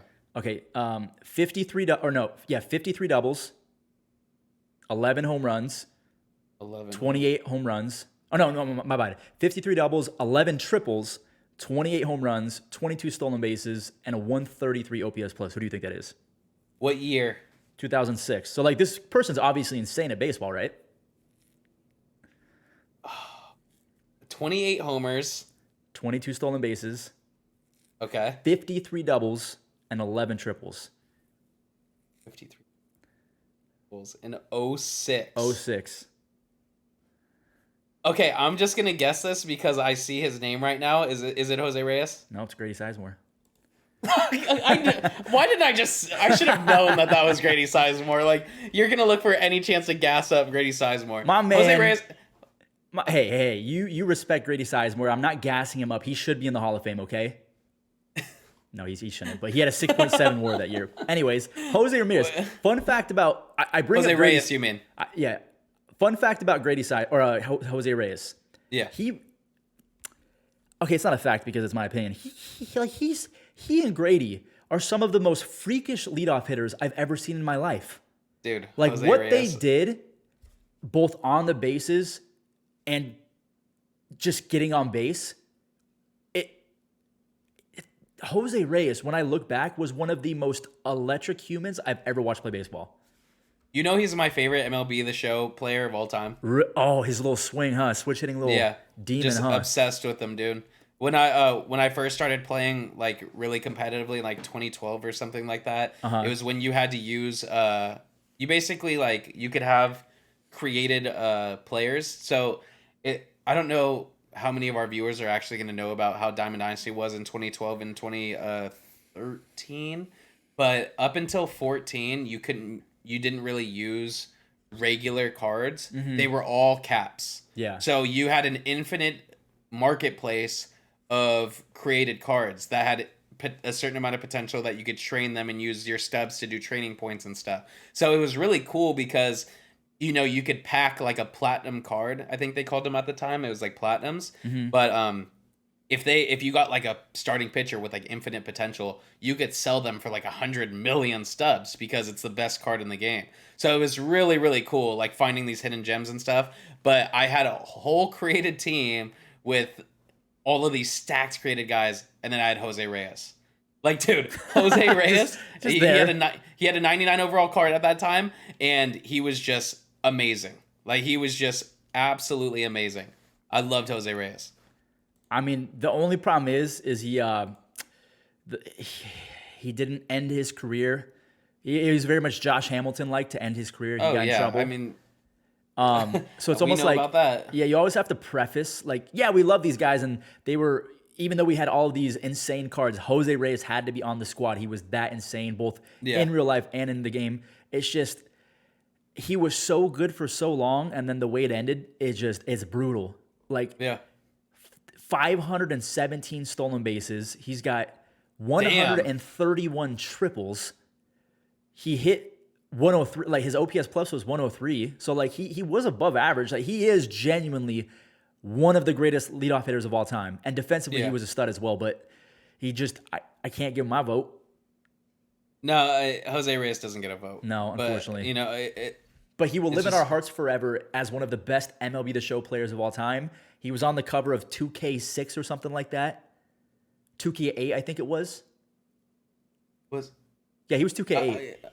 No, 2K6? I think Jeter was back-to-back 7 and 8. Yeah, no, Jeter was on 7. Jeter was on 7, probably 8 too. Okay. I think 9 was was it Evan Longoria? 2K8. 2K8 was Jose Reyes. Okay. When was Evan Longoria on it? Wasn't it 11? Oh wait, no. When was Lincecum on it? Was that 09? Okay, Longoria was 10. Wait, I have my years so messed up right now. Lincecum 2K. Lincecum was 2K9. Oh, okay. I was right. Cool. Yeah, 2K9. All right, cool. Longoria was 10. Okay, got you. All right, so we got the first two columns out the way. What's funny is we skipped Manny Ramirez. Oh, that's right, we did. Almost like I did that on purpose, so we could talk about A-Rod and Manny in the same. You know what? Let's do it. A-Rod and Manny at the same time, and then we'll come back to Francisco Rodriguez. Okay. So Dude, I'm gonna show you guys just how terrible. I'm gonna show you guys just how not biased I am. All right. Okay, go. You go first. Oh, mine will be quick. Mine will be quick, baby. Manny Ramirez, A-Rod, 2 of my favorite players ever. Legit. I'm a guy where it's like I'm not gonna lie to you guys. I was a competitive youngster, right? If I could cheat, I was cheating against my brothers, against my cousins, against my neighbors. Dude, if I'm not gonna win, naturally I'm gonna cheat, right? That's just how I was. If you're not cheating, you're not trying. I'm a little less competitive now than I am then, so I don't worry about it or lose too much sleep about losing at certain things. But when I was a kid, man, I hated losing. But with that being said, Manny Ramirez and A-Rod, I didn't have too much of a grudge against them, right? Because it's like, man, I understand that there's a lot of people that cheated, a lot of people that never got caught with it.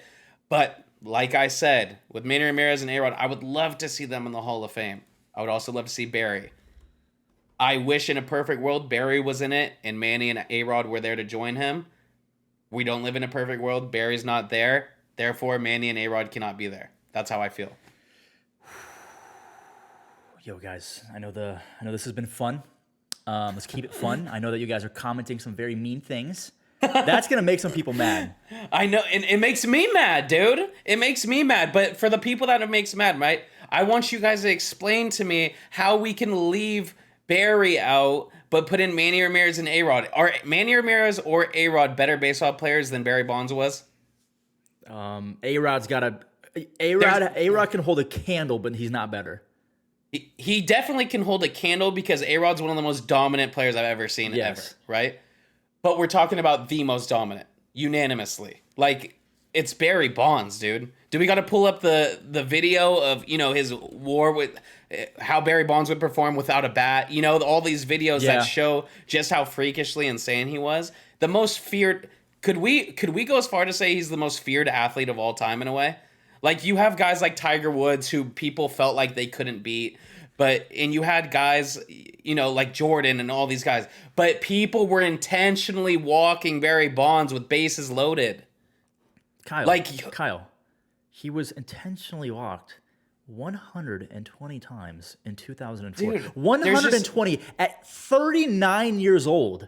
In the same season that he hit 362, he was walked 120 times. He got on base that season, Kyle, 60% of the time.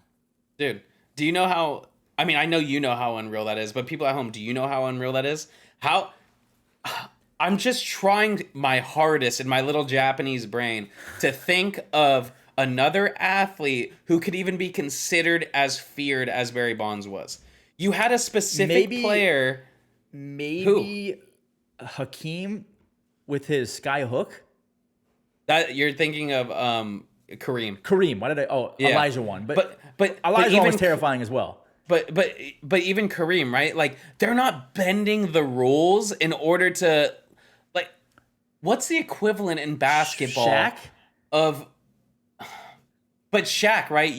They had Hack-a-Shaq. You could foul him and make him shoot free throws, and that's his weakness. But isn't that the same? I would say that's almost comparable to...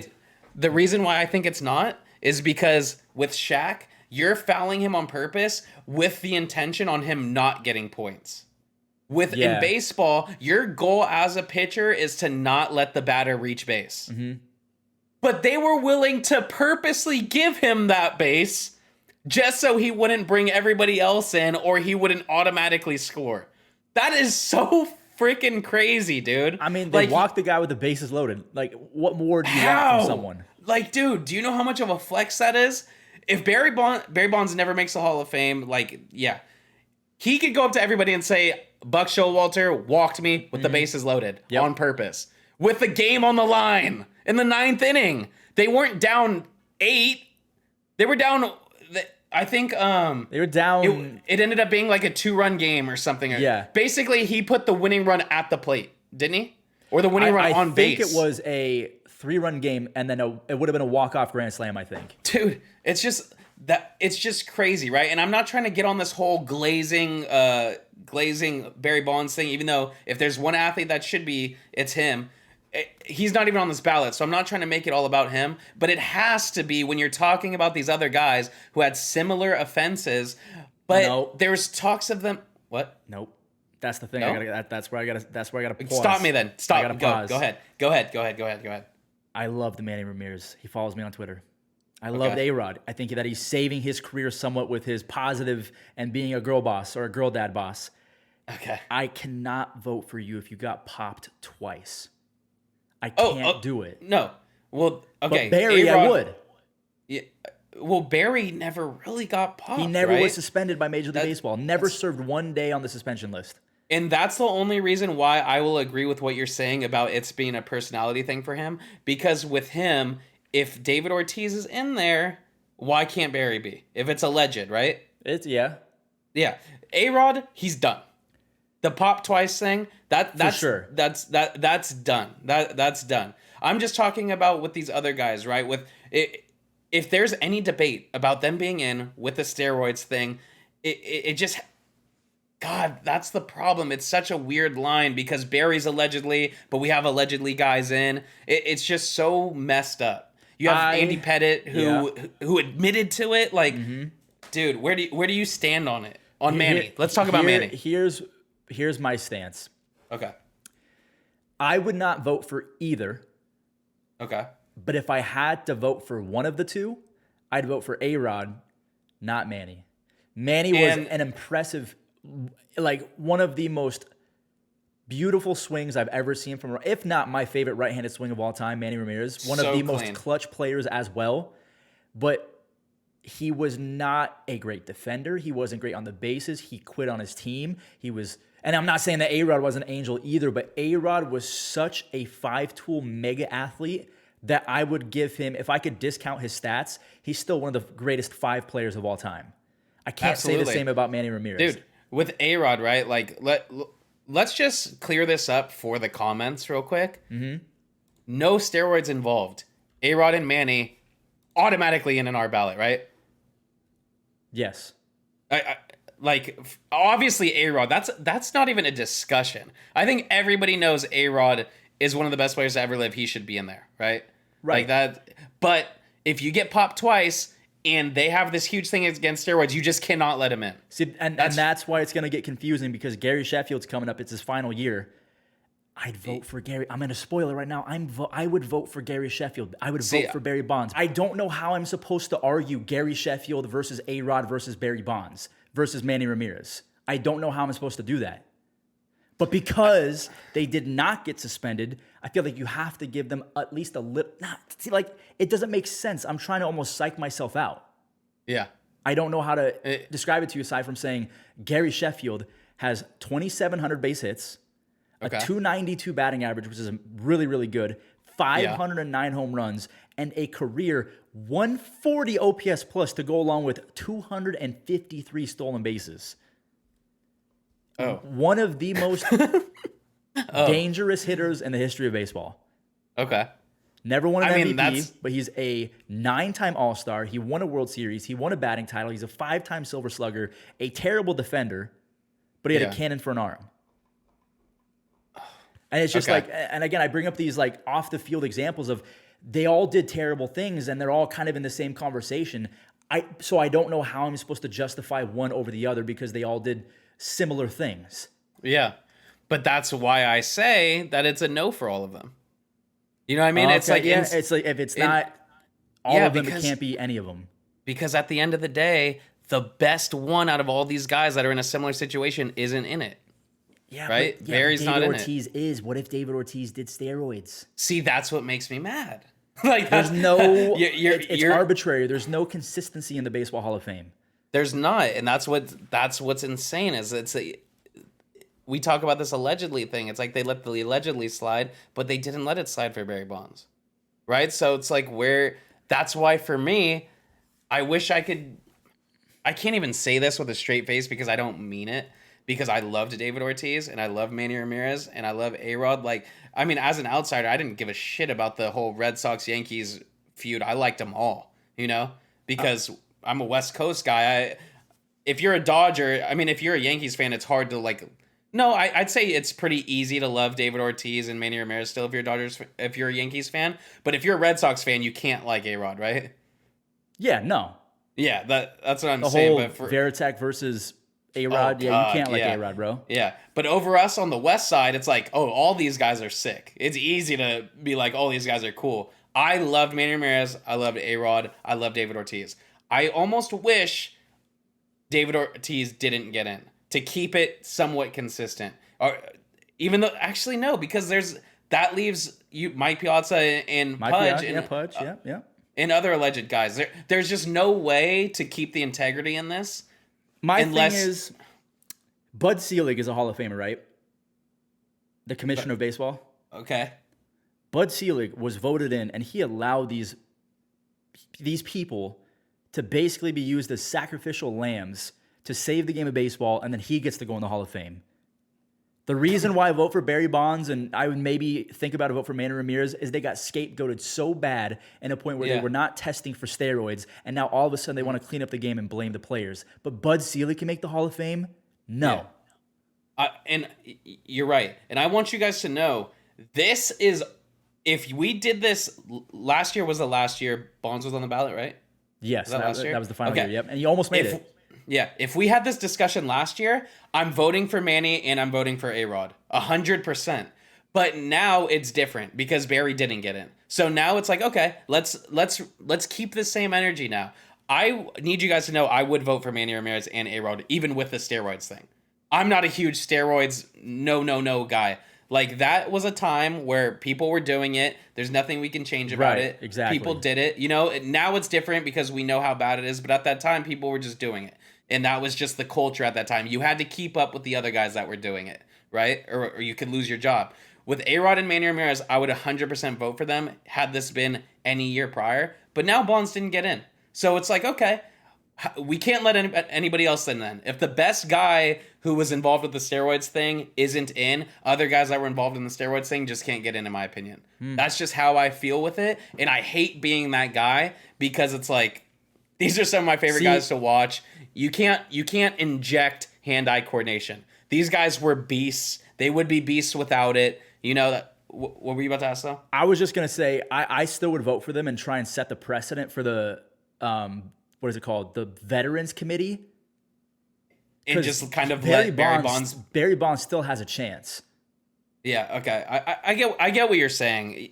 Just kind of a way, and even if he didn't get in, it's just like we write it off, but we make it right for the other guys that are kind of more deserving. Yeah, that's like if I said I can't say Leonardo is the best because he never won. It's just like I would still vote for other players, or I would vote for other. How am I trying to say this? I would not hold it against other players just because one other guy had to take the fall and fall on the sword. Yeah. Can we talk about something real quick now that you mentioned that? What? It's so ironic that there was so much talk around Leonardo DiCaprio not winning an Oscar. And then the time they finally gave him an Oscar. His worst movie? Bro, yes. I hated The Revenant. Dog, it was terrible. Like I think he should have won for, what's the one where he was like a spy that flew across, not a spy, Catch Me If You Can. Yeah, one of my favorite movies of all time. Dude, I mean, there are so many movies. There's What's Eating Gilbert Grape, dude. Django. Like, he had a great Django, Wolf of Wall Street, even. Yeah. Like, I know that type of movie, maybe not, but there was Aviator, there's Catch Me If You Can, there's Shutter Island, there's Inception, there's all of these movies. And The Revenant. And then he won it for The Revenant. He wasn't even the best actor in the movie. He wasn't even, like, dude. Tom Hardy? I think Tom Hardy was the best, but even Will Poulter, guys like that, like, dude. Like, that's what won him the Oscar. I think that was almost one of those, like, it was here. It was, like, what do they call it when it's like when you've done something for a long time and then they just hand it to you? A Lifetime Achievement Award? Yeah, that's what that was. That's what it felt like. And there will be more movies that he does better. Once Upon a Time in Hollywood, right? I've never even seen that movie, but everybody has said it's really good. And that there's just so many movies around that he was so good in and recognized for. And then he won it for The Revenant, which was crazy to me. Yeah, but that movie I'm a huge Tom Hardy guy. I love Tom Hardy. So I had to go. And I love Leo too, so I had to watch that. But that was crazy to me. I was just thinking about Tom Hardy a couple days ago because they're coming out with Venom 3. I'm like, I love Tom Hardy. I love Venom, but I hate the Venom movies. I never even bothered to watch them. You're not missing out. Venom 2 might be the worst superhero, whatever, vigilante movie ever created. It's awful. Oh, really? Yeah, it's terrible. Okay, cool. I'm glad I didn't watch it. Yeah, what's funny is Tom Hardy he actually legit is my favorite actor. Yeah, same. But yeah, he's been involved in some bad things. Oh, has he really? No, not bad things like I don't mean projects. It like, you mean? Yeah. No, I meant like he did a Capone movie that got like one of the lowest reviews on Rotten Tomatoes I've ever seen in my entire life. And he was Capone? Yeah. Oof. Yeah. It wasn't good. He has moments like I thought that he was decent as Bane. I thought that he was really good in The Fighter. Or what's the movie where he fights his brother? Warrior. Dude, that was such a great movie. Yeah, that was a good one. Did you watch that at my house, huh? No.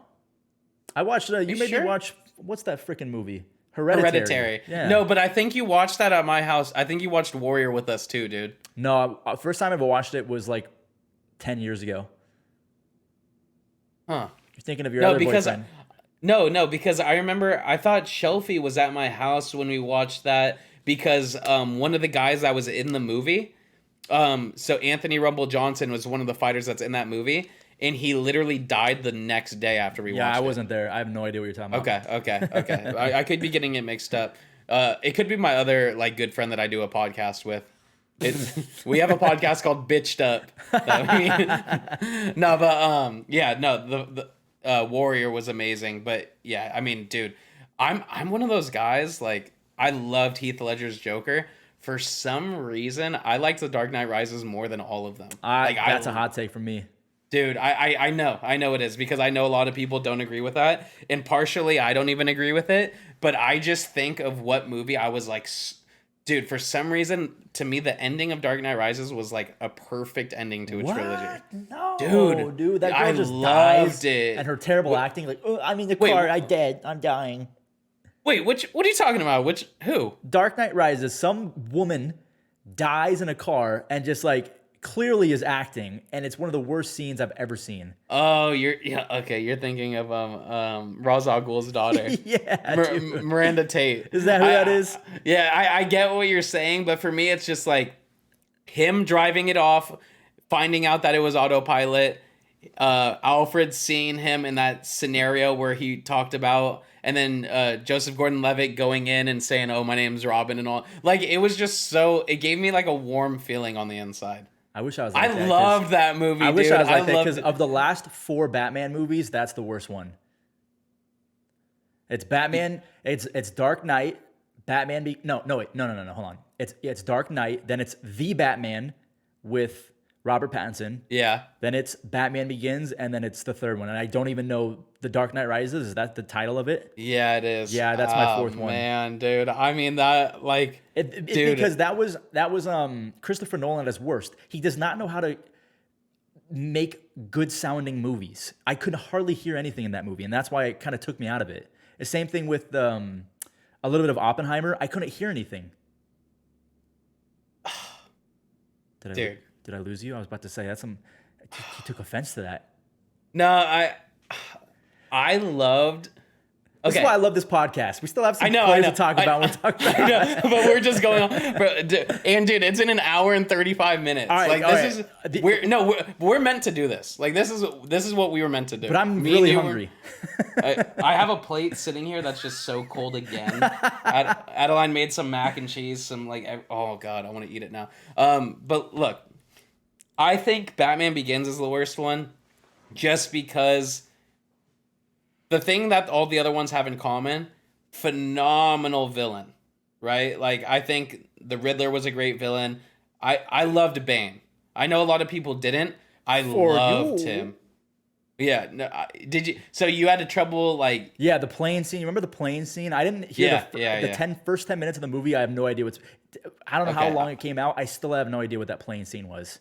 I watch everything with subtitles, so that could help a little bit. But, like, I watch everything with subtitles. That should be a podcast. Movies that would have been better if there was subtitles. Oppenheimer. Yeah, that would be a good one. I mean, Into the Spider-Verse. Dude, you watch Peaky Blinders, you need subtitles. Like, there's certain things that you just need it. But I'll just end it by saying, Batman Begins, to me, Ra's al Ghul and Scarecrow, they don't hold a candle to the other villains. And to me, I don't even watch it for Batman. I watch it for the villains, you know? Like, that's to me what makes the movie unique. I'll put Dark Knight as first. Like, okay. I'll do that. You know what? I enjoyed the other movies so much that, like, and I love Batman Begins. I'm just saying, out of all the other ones, my order will probably go Dark Knight. I am gonna put Dark Knight Rises second, then The Batman, then Batman Begins. Okay, that's fair. Yeah, I mean, that from everything that you've explained, that makes sense. Yeah. No, I did love The Dark Knight Rises. I love the plot of it. I thought Anne Hathaway was hella good in it. Anne Hathaway's solid. Yeah, no. But okay, let's get back to it. We went from Leonardo DiCaprio to all this. All right, so final synopsis, you would because of everything that transpired with Barry Bonds, because he's not in, Manny Ramirez and A-Rod should not get the benefit of the doubt. They're left off. I get that. Yeah. Okay. And I hate saying that. I really don't. I'm with you on that though. Like I'm not going to vote for them for different reasons. I can't vote for Manny. I can't vote for A-Rod because I think they disrespected the game on a personal level. They got caught twice. But okay, Francisco Rodriguez, love the guy. He's not going to make the Hall of Fame. Jimmy Rollins, kind of the same thing. Wait, real quick. That's something I wasn't familiar with. Manny did get clipped twice. The second time was for estrogen, which is okay. Interesting. I thought A-Rod was the one that got caught twice. I thought Manny got popped once. Then he's on that same tier with A-Rod with me, where it's not even considered. You can't even consider it. Yeah, like get popped twice, I can't vote for you. But if I did have to vote for one of them, if someone came to my head and said, I'm going to take your cat unless you vote for one of these cheaters, I'd give it to A-Rod. Yeah, no, of course. A-Rod's, without that allegation, I mean, we have talks of A-Rod being one of the best players to ever Probably live. the second greatest player ever behind. Yeah. Willie Mays is up there. Mickey Mantle's up there too. I mean, you got guys that we just didn't. We'll never be able to say because they're so old that you don't know how the game was then. We can only speak like kind of estimate, but we could comfortably say A-Rod would probably be in a strong running to be a top 5 player of all time. For sure, yeah. So yeah, there's that. All right, so K-Rod, I loved watching K-Rod, not a Hall of Famer.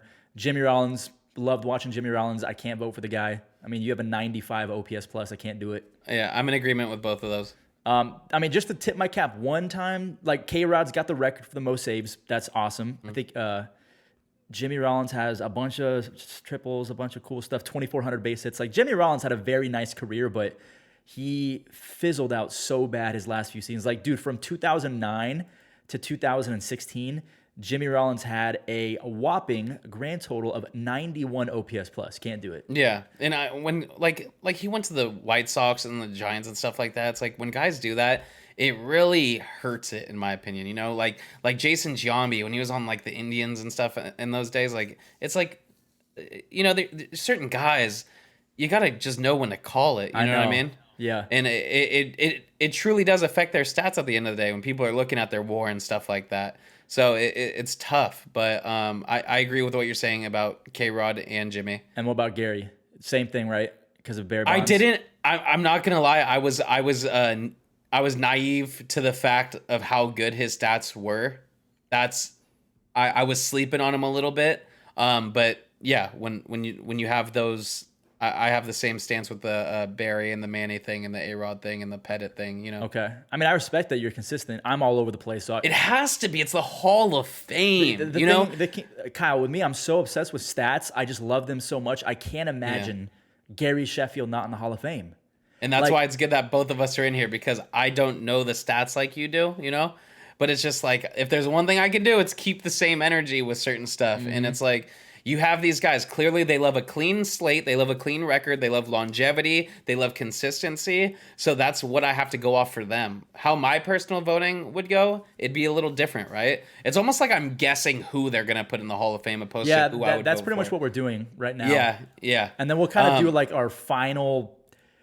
There's so many people to vote for. This is going to be tough at the end, but I can tell you off right now who my personal ones would be. So let's just I get think through the it'll be rest then, pretty because easy. there's some like James Shields. Don't have to worry about him. Omar, He's done. Omar cannot get in because of awful things that he did. Yes, terrible person. Billy Wagner should have been in 5 years ago, in my opinion. I think when you that have a guy, he's at the top. He's at the top peak of his position, right? In baseball, I think that Mo is by far the greatest closer of all time. And even though Trevor Hoffman has a ton of saves, Billy Wagner is the second greatest closer of all time. Yeah, when I say the top peak, I'm thinking like, okay, you have a position, right? What's the Mount Rushmore of that position? Oh, for sure. If you have that, I'll even go as far to say it should be like if you're a top 10 player ever at that position, maybe. I would like give that. Billy, because I'm not just saying 4 guys like a Mount Rushmore, but Billy Wagner's on that top 4 most likely, right? I mean, where do you have a guy like you got Mo, you got a guy like Dennis Eckersley, right? Mm-hmm. Where would Dennis Eckersley be in like your top 10? Okay, sure. So guys like that, Dennis Eckersley was Billy Wagner needs to be in. I feel that way. Dennis, I think that's the thing about Dennis is he started a bunch of games. He almost had the same career path as John Smoltz, where he started. Dennis Eckersley, I did not know, started 361 games, but he also saved 390. So he got the benefit of the doubt because he won a Cy Young as a reliever with 51 saves and a 1.9 ERA. That's insane. wild. But Billy Wagner had a career 2.3 ERA and a career in a time where not a lot of guys were striking out as many guys as he was, and 11.9 strikeouts per nine, which is mind-blowing for a time in which guys were not striking guys out that consistently. Yeah. How many years has he been on the ballot? This, I think it's either his 5th or 6th, might even be his 4th, but he should have been on probably last year. Yeah, and how many years do you get? 10. Yeah, it's like but a guy like that, right, where you say he should have been on last year, like what's the argument for him not being in the first 3 years when you have a guy who's genuinely one of the best at his position ever? He doesn't have 600 saves. Like, in order, I think the best way that I can kind of compare is like, it's like voting for a center.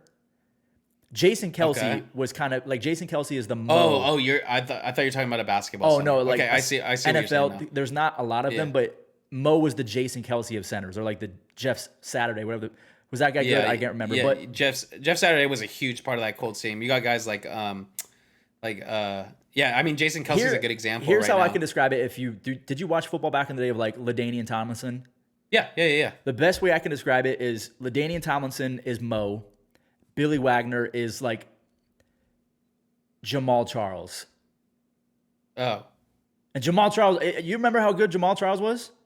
He was very good for those couple years. And he fell off. But what I'm saying is like, one guy, they're both one of the best talents that we've ever seen. It's just one guy did it for so much longer. Okay. So you have to try and... I'm still giving Billy my vote. That's what I'm saying too. And maybe Jamal Charles isn't the right pick. Maybe like... Well, because Jamal Charles was like... what about extreme version? Okay, like, here's a better one. Here's a better example. Jerry Rice versus Megatron. That is a better example. Because you can make the argument that Billy Wagner at a point was better than Mo. Oh, I see what you're saying. Yeah, but because there's an argument that people could have eventually said that, that Megatron was one of the best. But it's like, it was just so short. And I respect Megatron for that, by the way, because he still made the Hall of Fame. He still did his thing, but, it was short. It was short. It's like a Patrick Willis type of thing. Yeah, right. But, okay, I get what you're saying. And still got to give Billy my vote. I don't know how you are with that. I vote for Billy too. And now here's the big one.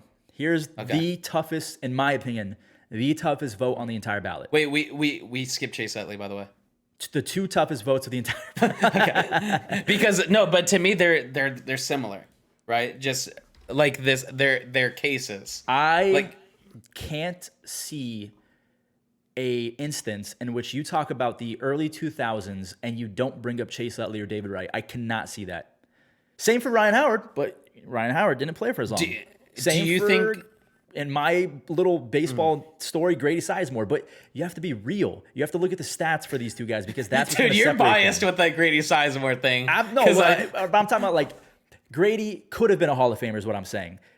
Chase Utley and David Wright both had their career shortened because of injuries. So I'm saying they had it happen later in life, where if Grady just would have stayed healthy for 4 or 5 years, I promise you he's in the Hall of Fame. But Chase Utley is one of 23 players ever. I'm going to read my stat because there are only 23 humans to ever do this, right? To have, by the time, in a career, have 400 or more doubles, 250 or more home runs, 150 plus stolen bases, and a better than 64 WAR. Every other player is in the Hall of Fame, or they're Barry Bonds and A-Rod. Wow. And then someone wants to say narrative ball. That's evidence. That is a precedent. Yeah. If 100% of them are in the Hall of Fame and the only ones that aren't are Barry Bonds and A-Rod, you have to be in the Hall of Fame. Okay, so my question to you, right, when you think about that, you can't say that dynasty because they didn't win enough. The Phillies? Yeah. But when you think about that team, do you think of Chase Utley as the face? The most important of that team? Well, that's like asking who's the face of the Blue Jays right now, Vlad or Bo? See that. That's so tough because it should be Bo, right? But He's better. it's Vlad It's because Vlad, of yep. all of the hype, right? So it So was Ryan Howard, but Chase Utley was better. you know what's funny? I've always thought of it as Jimmy Rollins was the face of that team. I don't think so at all. I think people forget about Jimmy Rollins. I think No, that's just me saying personally. Oh, Like I personally, personally, okay. yeah, I was Like a he Jimmy was- Rollins. my bad. But no, you're fine. But that's who I always felt was the almost the glue to that team. so right? like the Draymond of the Phillies. No, I genuinely felt Jimmy Rollins was like the Steph of the Phillies. Like okay. I thought you felt meant, I like, felt Not I the felt most he was talented, the but he kept everyone like he was the missing piece, or he was the I felt he was the best player on the Phillies. really. Yeah, and you know, as time goes on, that could have been incorrect and stuff, and maybe it was because he had won the MVP that I kind of dragged that along. Even though you know Ryan Howard did too. Ryan Howard did win MVP, right? Yes. Yeah. So, but with Jimmy Rollins, for some reason, I always gave him that. Like, if you told me we were having this discussion with Jimmy Rollins and Chase Utley right now, like a few years ago, I would have said, "Oh yeah, I would lean more Jimmy Rollins than Chase Utley." But now that we're having the discussion, I'm really thinking about it and how they were throughout their whole entire career. It would make sense to me that Chase Utley would be considered to have the better career than Jimmy Rollins. So You would put them both above Ryan Howard, right? Career wise. I'd go Utley. It's gonna sound blasphemous. Howard and then Rollins. You would? I don't think it sounds blasphemous because that's why I like that Phillies team so much. It genuinely felt like all three of them were equal in a way to where like they all provided that special spark to that team, right? Yeah, Like Ryan Howard, just that pop he had was just insane. That's why I give the edge slightly over to Jimmy Rollins, even though Jimmy was like the much better defender, the much more complete baseball player, and Ryan was very one dimensional. But like, the 58 home runs and Yeah, that's just I get what you're stupid. saying. Yeah, But- and it adds up. All those home runs and stuff. You could say you want to. People say, "Oh, I want a guy that could reach base more often." Da da da da. At the end of the day, those home runs are important. For sure. Home runs have always been important. So I get what you're saying. So that was just my whole thing, right? Where it's like, okay, we said no to Jimmy. Well, you're saying yes to Chase. So I just wanted to make sure that Here- is the. Here's what I'm gonna say: 2008 Chase Utley is one of the greatest second baseman seasons ever. In 2008, defensively, it's mind-boggling. 31 DRS, Kyle. At second At base. second base. So he had 31 DRS. That's just defensively. Offensively, is this 2000, 2008? Okay, 2008. In the box, 41 doubles, 33 home runs, a 136 OPS plus. Legitimate video game numbers. Yeah, that's. From 2005 to 2000 and let's just say 14 or 13, Chase Utley had 202 home runs, a 129 OPS plus. I mean, he's got a 64.5 WAR, even though he only has 6,000 at bats. It's because people don't realize how insane he was defensively. He has 131 career DRS. So I don't that's see a world impressive. in which Chase Utley, Hank Aaron's favorite player, is not going to be in the Hall of Fame. But David Wright is in the same conversation because people won't vote for Joe Mauer, Chase Utley, and David Wright because of milestone numbers. They don't have 2,000 base hits. Joe Mauer does, and a lot of people who are going to be voting for Chase Utley won't vote for David Wright because David Wright doesn't have the WAR numbers, whereas How many Chase hits Utley did does. David Wright have? David Wright only had 1,700, which is not Damn. not helping him at all. But It does. It feels like he had more. It feels like he did. it really does. But know? considering he had his, he played in 38 games at 32 years old, 37 games at 33, missed his entire 34-year-old season, and then played in 2 games at 35. So he didn't have a 30s, right? Damn, So the dude, fact that that's he so still tragic. had 50 WAR and 1,700 base hits by the time he was 30. Did you see my stat today about him and A-Rod? No, I didn't. Okay, 2 players in the history of baseball have had a 300 batting average with 340 doubles, 220 home runs, and 180 stolen bases by 30. A-Rod and David Wright. The only 2 players ever. Not just third basemans, humans. It definitely feels like the actual Writers Association is gonna make David Wright wait. You know, Oh, he's not going to be first ballot. He can't be. Yeah, yeah. You have to have longevity mean something.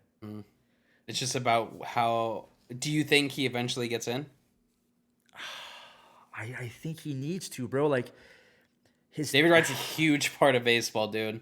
He's the captain. The You know, like that, bro. Captain yeah. America.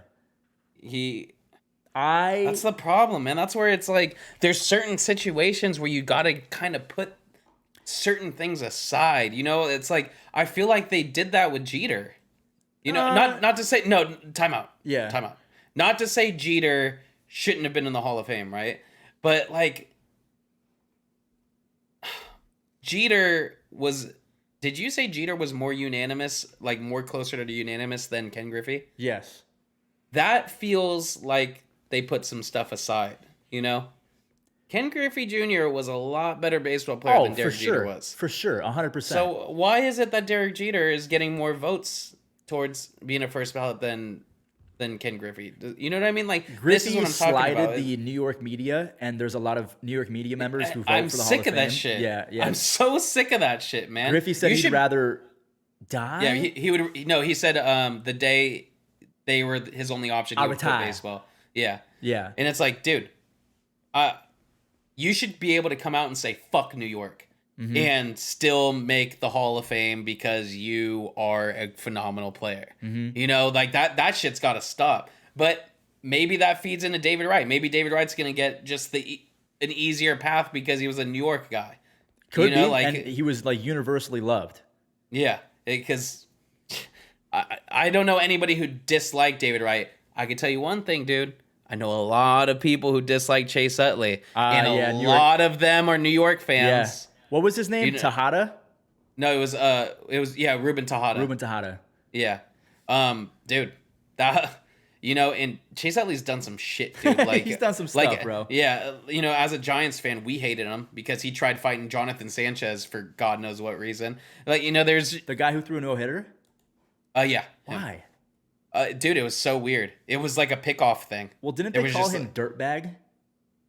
I honestly can't tell you what happened. I just remember being a kid and watching it live and being like, why is Chase Utley talking so much shit?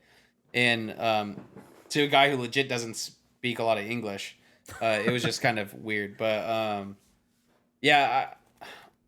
You're not going to vote for Chase Utley, are you? No, I am. This is the point I'm making. I'm able to put the bias aside.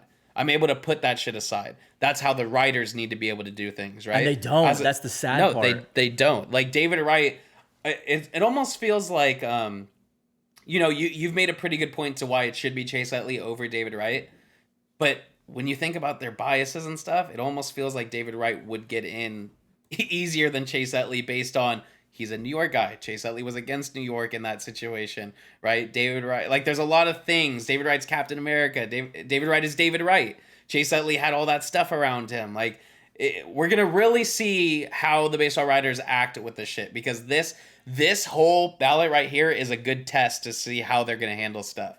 When you got the guys, it's Gary Sheffield's last year. You got Joe Mauer. You got Andy Pettit. You have Manny Ramirez. You have Jose Ramirez. Like, so many we're really going to figure out...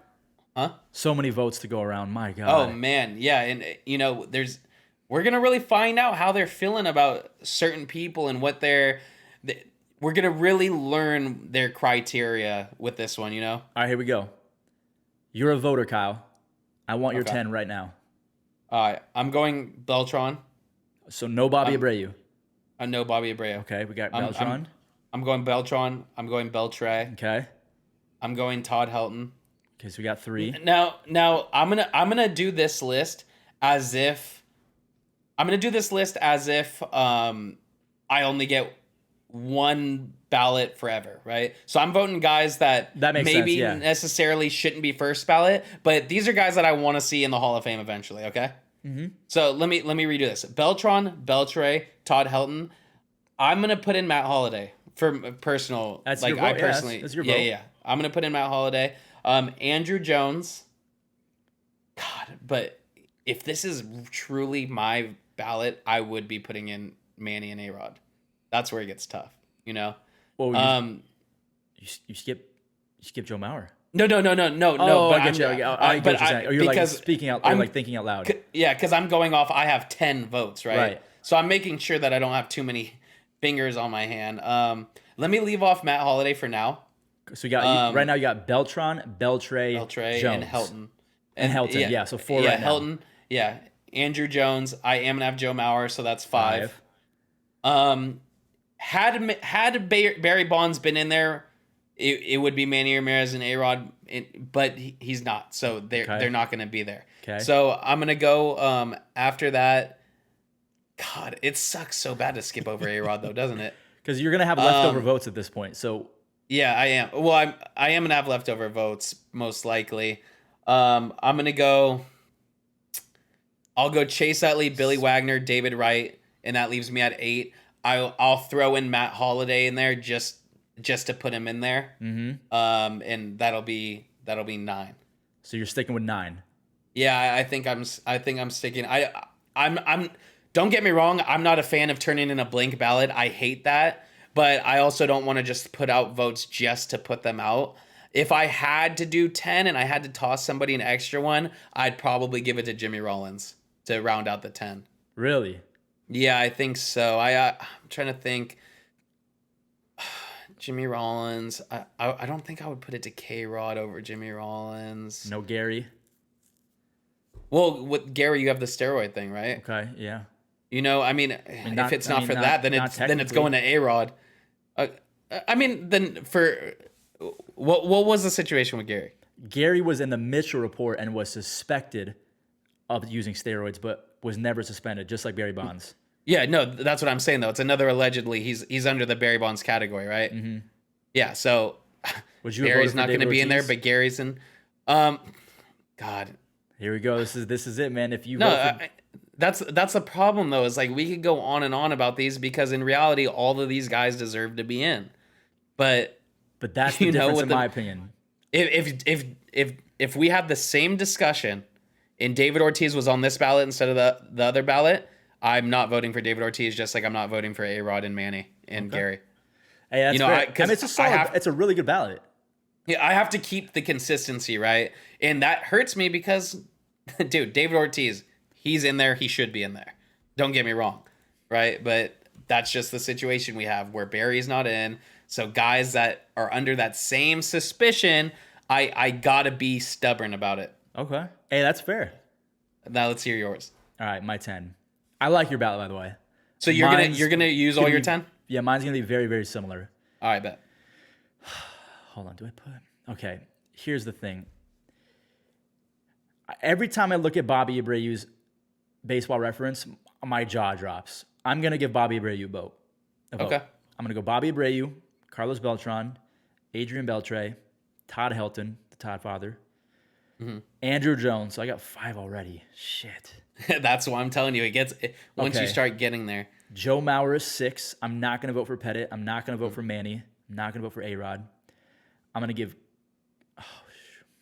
Oh, no. It's a lot easier when you're just looking at it. Take off Bobby. All right. So you have 5 now. I'm going to give it to Gary. Okay. Utley. Okay. Wagner. Wright. You have 9. You gonna give it back to Bobby? I don't know. Are you? So you'll choose Bobby over Matt Holliday, huh? I'm gonna give it back to Bobby. So unfortunately, because A-Rod and Manny hoed us twice, I can't give it to them. I'm sorry. Yeah. And it makes no sense that I'm voting for Gary and not A-Rod and Manny. But Gary. No, it doesn't. No, it makes sense because one's suspicious. One is under suspicion, and the other 2 got popped twice. Okay, here's how I'll go ahead and dignify my answer. Okay. No one was suspended, but if they made clear laws saying this is now illegal and you got suspended after that, I can't vote for you. Okay, that's fair. You broke the rules knowing that it was now like the spider tax situation. You know, like everyone was doing it, no one was doing anything about it, and now it's finally like being litigated almost. Yeah. So because Gary and Barry both did it before it was really a court issue. Yeah. I'm going to give them the benefit of the doubt. And it's Bud Selig's. If Bud Selig's in the Hall of Fame, I almost want to give it to Manny and Alex just to say, fuck Bud Selig. Yeah. because he scapegoated those guys so bad. So my 10 would be Abreu, Beltran, Beltre, Helton, Jones, Mauer, Gary, Utley, Wagner, Wright. That'd be my 10. Okay. Okay. Yeah, I don't mind that at all. I mean, we basically have the same one, Pretty except much, yeah, pretty much. yeah, I have Matt Holliday instead of Bobby Abreu, and But- I think that's just a personal bias, you know. But like you do I have an extra vote. So you just don't think that Bobby Abreu is a Hall of Famer. just like the Gary Sheffield thing. I am more than happy to admit when I don't have enough knowledge on something. I'd rather admit that I don't know enough about something or somebody than to just babble on nonsense and risk looking dumb. For some reason, I just don't know a lot about Bobby Abreu. I Let me remember him see. being a demon on the Phillies. I remember the home run derby. With the home run derby, was that against who was he? What can't stadium remember. was that in? I feel like it was in Minnesota or something. It was definitely something like that. It wasn't like a huge known, it wasn't Josh Hamilton at Yankee Stadium or anything like Right. that, or Vlad at AT&T Park, but it was I can't remember what it was. I think it was Minnesota, dude, or like. Ooh, I got a stat for you. Okay, go. Hold on, let Bobby Abreu. Oh wait, doesn't it just tell you on Baseball Reference? Oh no, you can't click on it. Because I am curious. I feel like it was in Philly. There's a chance that it was in Philly for sure. 2005. I'm seeing the back. No, I don't. Why is it just showing MLB Venezuela? What the heck? Wait, it could have been in Philly. I'm picturing the right center gap. I know there was nothing. Yeah, me too. Yeah, I know there was nothing like taking up right center field. It was. Ooh, yeah. We never has would me have got thinking this. it We was- never would have got this. Comerica. What the hell? Yeah, Comerica. I even started thinking like PNC. Yeah, Comerica. Wow. All That's, right. You ready for yeah, the stat? Yeah. MLB players with 250 or more home runs, Okay. 400 or more stolen bases, Okay. a 290 batting average or better, Okay. and won a Gold Glove.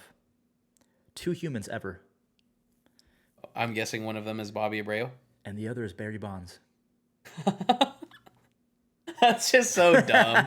Like that's just, like it's so funny how He was, to be fair, Kroger's Barry Bonds, Kyle.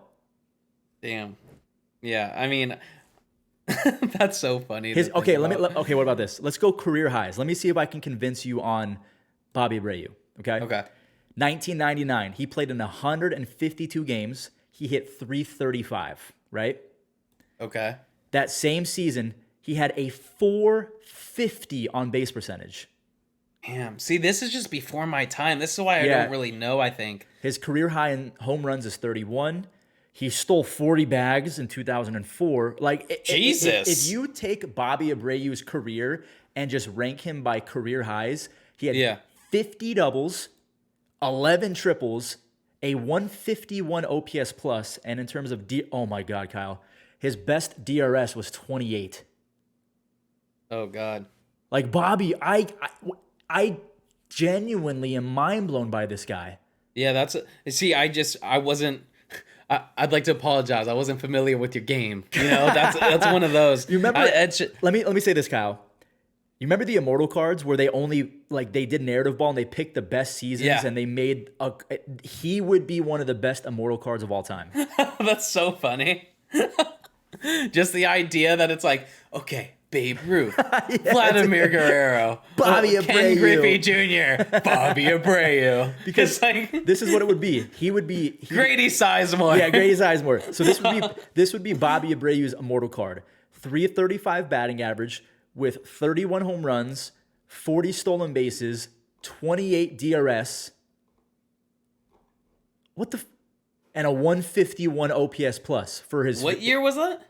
This would just be like if we made an Immortal card and took his career best.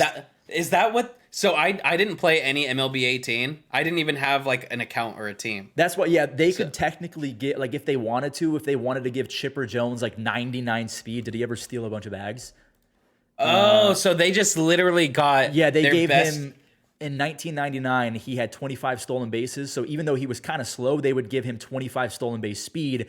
But They'd also Dude, give they him should- 45 home run power. What's stopping them? They should add that to MLB The Show next year as a card series. Immortals?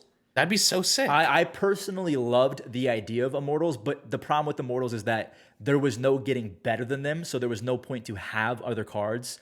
And the way of getting them was just... I mean think like a if you series?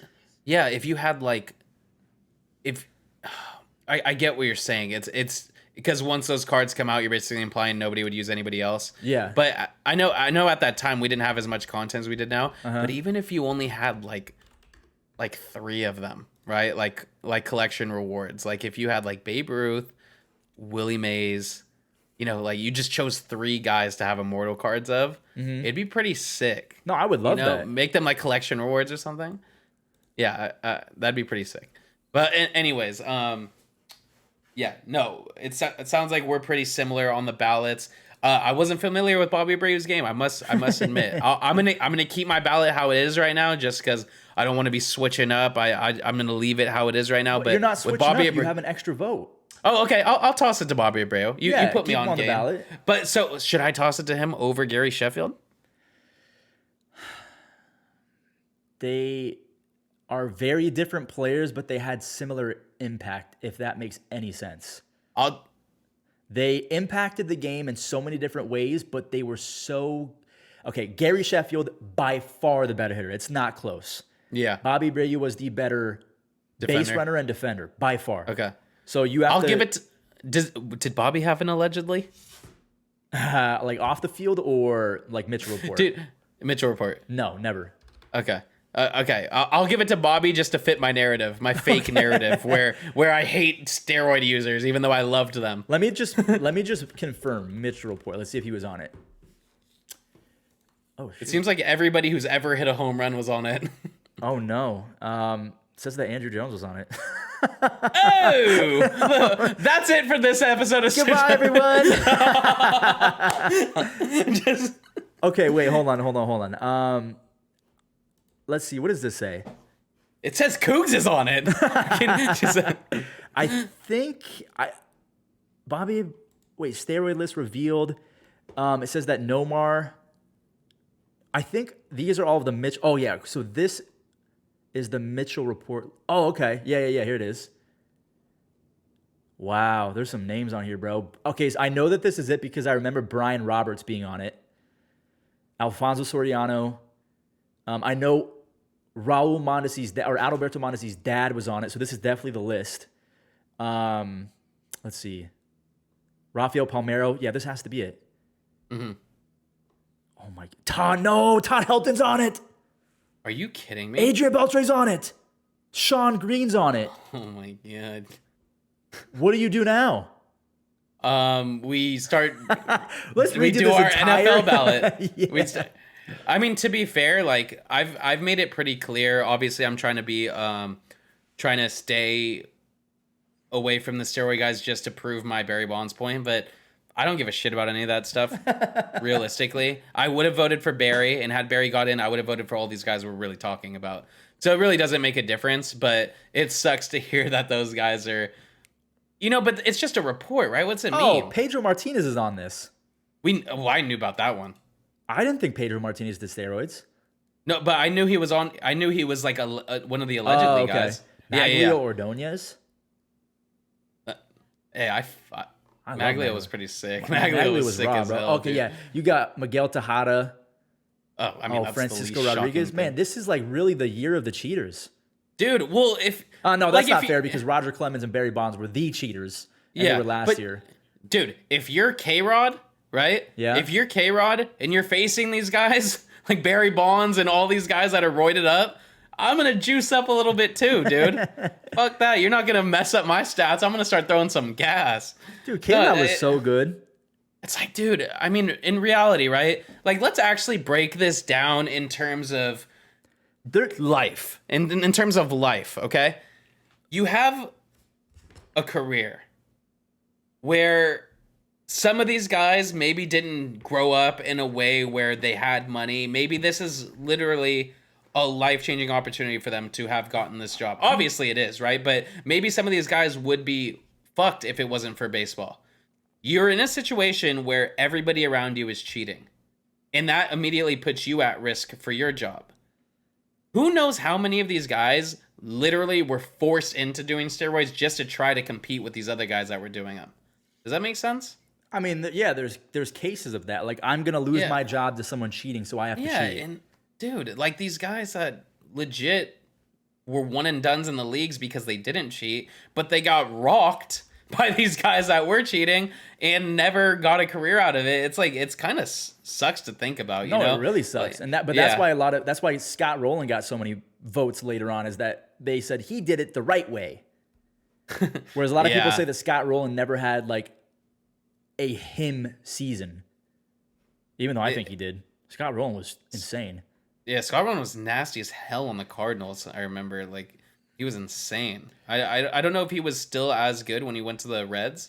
No, he was all right. He had one season that was pretty good, and then he kind of fell off. No, but Scott Rowland, like, yeah, Scott Rowland was cool. It's just like, you know, you got some of these guys that are just. But what you're saying is that if Scott Rowland, as good as he is, if there was an up and coming phenom cheating prospect, you wouldn't have blamed Scott Rowland for taking roids. Yeah, it's not that I wouldn't have blamed him, Dude, but it's like I'm not trying to even I can't. like get you moment. The Hall of Fame is an interesting, confusing. You can go No, it back and is. forth topic. Because I would love to compare Scott Rowland's stats with David Wright and Chase Utley and see how they like stack there up. actually is an easier way to do it. So there's something at the bottom of Baseball Reference where it shows you like there's 7-year peaks. So Scott Rowland's 7-year peak for third baseman was 43.6 WAR for 7 years, right? Okay. Which is higher than the average 7-year peak WAR for current Hall of Famers who are third basemen. Is that mostly defense? A lot of it. No, I honestly, like, I felt how you feel about Bobby Abreu. My version was Scott Rowland. I did not know he was that good. Oh, really? Yeah, like in 1998, 45 doubles, 31 home runs, 14 stolen bases, and 17 defensive run saves. That just made me feel so old to hear that he was playing in 1998. His rookie year was the year I wasn't born when Scott Rowland made his debut. That's so crazy. Or maybe I was. What was his first? It was 37 games, so maybe I was. I was July. I don't know, but yeah. Oh, okay. This is one of those ballots where it's like, the moment I see Ichiro, I can't feel young anymore. Oh, dude. Ichiro's gonna kill me, bro. That'll be weird. But I don't know, dude. Victor Martinez feels more weird than that. Like, in a way, you know, like seeing, because there's some names on here that, like, Joe Mauer makes me feel pretty. Chase Utley, Joe Mauer, like, dude, that makes me feel pretty freaking old. Because Ichiro, when did Chase Utley make his debut? Let me see. It was like 99 or something like that. Or no, better yet, when did Joe Mauer make his debut? Utley was 2003. Mauer was 04. 04, yeah. Oh, you know what I mean? Yeah, so that seems recent. You got guys like, I mean, Ichiro came into the league, what, 01? It might have been 2000. Ichiro MLB debut. 2001. Yeah, you're right. Yeah, so he won Rookie of the Year in 2001. MVP too, right? Yeah, in the same season. Yeah, so that's like Ichiro will make me feel significantly less old than Joe Mauer has made me feel. Joe Mauer has made me feel really, really old. Really? Yeah, just seeing him on the thing because, dude, like, I mean, he was on covers of MLB The Show when he was in David Wright too. Like, he was in. Joe Mauer was. I was already watching baseball when he made his debut. You know, I think it's like because Mauer's final season was 18. It just feels like it wasn't that long ago. When was Ichiro's? That's actually a fair question. It might have been 19. 19. Yeah. In Ichiro, like, he was playing, but he wasn't really playing, you know? Like, Right. It wasn't like, you know, he's on, like, the Marlins and the Yankees and stuff. It's such a shame. Like, not a shame, it's Ichiro. I loved his career, but, like, I almost wish it was just all Mariners, you know? Dude. It's just so random to see him in a Marlins uniform. Dude, there's going to be a day where LeBron James is not playing baseball and Ichiro is going to be on a Hall of Fame ballot. I mean, LeBron James already isn't playing baseball. Oh, did I say baseball? Yeah. No, but I get what you're saying. It's going to be weird. Well, if he did, he'd be better than Michael Jordan. He definitely would be. I don't know, dude. I saw him swing a golf club, and it was the most unathletic thing I've ever seen. So maybe he's just not really a swing type of guy. No, he's definitely not. Yeah. Maybe he would throw gas on the mound, though. He'd be like Felix Batista. Dude, can we talk about one more movie and how awful Space Jam? What was that new Space Jam movie? I didn't see it. LeBron I just James is who's the worst player on this ballot? LeBron James is the Omar Vizquel of acting. Should not be like. Damn, that's crazy. Yeah. So, but do you think we would have thought the same of Michael Jordan without the nostalgia? No, if that Michael came Jordan out now, killed that role, bro. Okay, I'm just saying if it came out now, how do you think we would feel about it? I'd love it. Okay, I'm not I'm just being making biased. sure because there's a lot of movies where I was like, dude, I thought Brink was the best acting performance and they deserved Oscars. I don't even know what Brink is. That old Disney movie where they were the rollerbladers. I You know what never I'm saw talking that about? one, dude. Oh, okay. I mean, I was basically making a joke, like we used to think movies were so good back in the day, and then you rewatch them now, and it's just like, oh, that aged poorly. So I actually need to watch Space Jam again. I just added it to my watch list on either Hulu or HBO Max. It's on one of those. I just added it because I just love watching like nostalgic movies and stuff. I know I'll still love it, but you know what aged really well? What? Boy Meets World, bro. I never saw that one either. What? I won an award at Apple. Like, looks most like someone from like a TV show, and it's some dude from Boy Meets World, and I have no idea what that is. You never watched Boy Meets World? I never did. Oh man, Yeah, I don't know. That hurts. I don't know any of these people. that hurts. Is it really that? It's one of my favorite shows of all time. I have it on DVD. I don't even know who these people are. Boy Meets World, Topanga and Corey Topanga? Matthews. Oh yeah, everyone kept saying when I worked at Apple, I won the Corey Matthews Award. Is that his name? Yes. I don't know. I don't know who that is or what that means, but I won the Corey Matthews Award. Oh my God, you don't know who Topanga is? Kyle, this came out 3 years What? before I was born. Fuzzy. You were It born in came out 3 years. 94. Yes, but it was all over Disney Channel, ABC Family stuff. Kyle, I was 4 when it ended. I missed it by What? probably 3 years. If it came out in 96, I might have seen the finale. But that's like Wait, when did Boy Meets World end? 2000. Wow, that's crazy. I don't Dude, like that. I don't like that either because I've seen the show 3 separate times. I swear it doesn't feel that old. It really doesn't. What about this one? But When did End of Ned's Declassified? dude, have you seen the podcast from them? Dude, I've been learning some stuff that I don't want to. I wish I could unhear it. That girl was giving everybody head. Oh my Like, God. What's the matter with her? It ended in 2007. Dude, Oh, that but it girl ended was as I didn't crazy. know that. Maybe I didn't watch the finale. I didn't know Ned and Mose ended up together. Not just in the show, apparently. Hey. It's just so shocking. Like, what were they doing? They were like, dude, that's so crazy, Dude, they're man. getting so much heat for like they're being called has-beens who are reminiscing about the old days. But what's wrong with that? It's like, dude, They they're don't just get residuals. friends. Can they make a Yeah. podcast, bro? That's so weird. Like, yeah, I don't like that. People hate on anything though. Like, they really hate on anything. But to be fair, we all hated Justin Bieber, and now I mess with Justin Bieber. Like you hate on whatever's hateable dude. at the time. I loved Justin Bieber. You did back in the day? No, well, I mean, obviously the first fair. couple years when he first comes out, like we hated him for a couple years out of jealousy, where it's just like, oh, all the girls like him, you know? But in reality, it's just like, oh yeah, I see why now. The kid's very talented, good looking, and an amazing singer. Like I love Justin Bieber now, where I'm like a guy that I've stuck up for him since Journals. Yeah, it was the album with like What Do You Mean and Where Are You Now? Purpose. No. Yeah. No, wait, was it it might have been Purpose. Purpose. What do Let me see. dude, whatever. I love Justin Bieber. I'll say that right now on camera. I Dude, love Justin Bieber. What Do You Mean is one of my favorite songs of all time, Oh yeah, bro. Purpose. That's a sick album, bro. Yeah, By the way, can I let everyone know that 11 minutes ago, Kyle tweeted, "Just kill me," because he knew that Luka Doncic was heading to the. This Bro, man was bro. updating Underdog fans. By the way, use code Kyle and Fuzzy on Underdog. Yes, please. I need you guys to understand what I was going through the first half of this thing.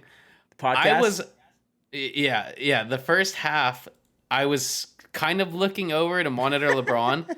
He had 6 assists at the beginning of the fourth quarter. I needed him to get 7. He didn't get 7. Come on. Man. I was just like, How could you? shocked. How could you not? I'm gonna DM you now, very hateful things, and question why you put out picks, even though you paid me a lot of money. Hey, if I lose, you gotta let me know, man. You gotta remind me, as if I don't know I lost. I mean, I'm obviously very sad, Dude, but last rant, I hate people who do that. Like, I'll put out my Underdog, not even like my picks. I'll just say these guys have these stats versus this, and then someone will come back 10 hours later. Only one right. yeah. Like, what are we doing, man? Yeah, they don't understand that Underdog. If you play responsibly, like with your unit sizing, you don't get too crazy. There's ways to make significant profits on Underdog, but you need to understand that you need to do it the right way, because every single play, no matter how many people you're doing in that entry, it's most likely not going to hit. Probably, That's yeah. why you're getting 6-1, 10-1 odds. That's how it works. And that's why you're insured most of the time. Yeah, that's just the math behind it. Like, it's people don't understand that. The second one loses, it's like, oh, you're losing your touch. It's just like, dude, that's how it works. There's gonna be blowouts. There's gonna be injuries. Like today, Luka Doncic, beautiful matchup, hurts his hand, tucks me in, got to sell the house now. It's that easy. Hey, no, but speaking of tucking in, I am. What are we on? Like 2 hours? dude, 2 hours my and God. 23 minutes. Yo, if there is any actual evidence of you watching this entire podcast, you viewer, if you've watched all 2 hours and 23 minutes, we will personally come give you a giant hug and possibly more if you can show us in a DM that you watched all 200 and whatever minutes this is. That would be impressive. That's insane. 3 hours of us just chatting? Yeah. What is this, bro? And I genuinely believe that it wasn't stretched either. It wasn't forced. I mean, this is natural. No, you got to understand. Go ahead. I think this is like, I think we're going to make hundreds of these, and this will probably be one of our weaker ones just because the Hall of Fame is such a hard debate, and also like the stats you got to talk about, and also different things like that. So I think we're only going to get better, but I really enjoyed this one, and I'm excited that we can just talk about whatever we want, which is just the best. And this is one where I really want you guys to leave a comment and let us know what you think, because I think it adds such a good dynamic when you have Fuzzy, who knows all the stats and knows all that stuff. And then you have me, and kind of the way that I still feel like I know a lot about it without getting really into, the in-depth advanced stats. I think if you had two guys that were both stat guys talking about it, it could get really disinteresting. But I also think if you had two guys that were only like me, that don't know the stats and can only speculate from the outside, I think that would also not be interesting. I feel like me and Fuzzy have the perfect combination of that, where you kind of hear both sides, and I don't know. I truly want to know how you guys feel about that. And I also want to know how you guys feel about the ballot and who you guys would change, who you guys think, who you disagree with us. Let us know in a way that you won't, hurt our feelings. Yeah, no, you guys can hurt our feelings. Like, we definitely want this to be a come as you are. We're going to try our best to be respectful. But if you have a solid opinion, and if you have to say it in a spicy way, if you can convince me, convince me. I mean, don't like be too mean, because I do have feelings, but I just appreciate Kyle, and Thanksgiving was recently, so I just want to say thank you to you guys and Kyle for always like motivating us to be better creators, and this is very much like a product of you guys rewarding us with your views and your time, because you could be watching a bunch of other things. So we appreciate you guys, and we're gonna get better and better. Like, I'm gonna get my new mic, I'm gonna get my setup, everything, and Kyle and I, because we're talking on Discord, and sometimes there's a slight delay. So if you think like I'm talking over Kyle or he's talking over me, I promise you that's not the case. But if you guys do have feedback for us ever, like if I'm interrupting Kyle or anything like that, let me know. And we'll definitely be looking at the comments, because we both have access to the dashboard. So if you guys leave some stuff, we're both looking at it. And we just appreciate you guys. And this is going to be super fun. And I just love you guys a lot. So thank you guys for tuning into Yeah. this almost 2.5 hour long episode. It was supposed to be 30 minutes. That was the goal. Like, let's test out a short episode. Yeah. And it's also a huge benefit, me and you being good friends in real life too, because we kind of know, like, we're never really interrupting each other. We know when one person's kind of done talking, and we know, I feel like me and you are really good at that. We always have been.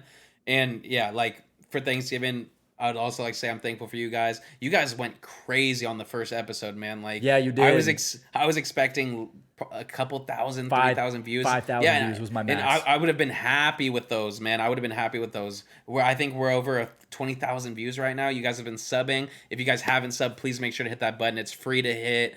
You guys will get notifications when we post. It makes it a lot easier for you guys to see our stuff, and it helps us achieve the stuff we're trying to achieve. So, yeah, I really thank you guys for what you guys have done, man. And Fuzzy, like, you know, me and Fuzzy have always been. There's times where I feel like Fuzzy was personally put in my life to help me stress less about content, because me and him are the same person with that stuff. We both stress about the same things, which helps us make the other person feel better about the things we're stressing about. It sounds weird. You would think it'd be just two hypochondriacs freaking each other out, but it's not really like that. Like, I feel like we balance each other out well, and we're a good little combination. No, we are. Like, we both hyper fixate and can't move on sometimes.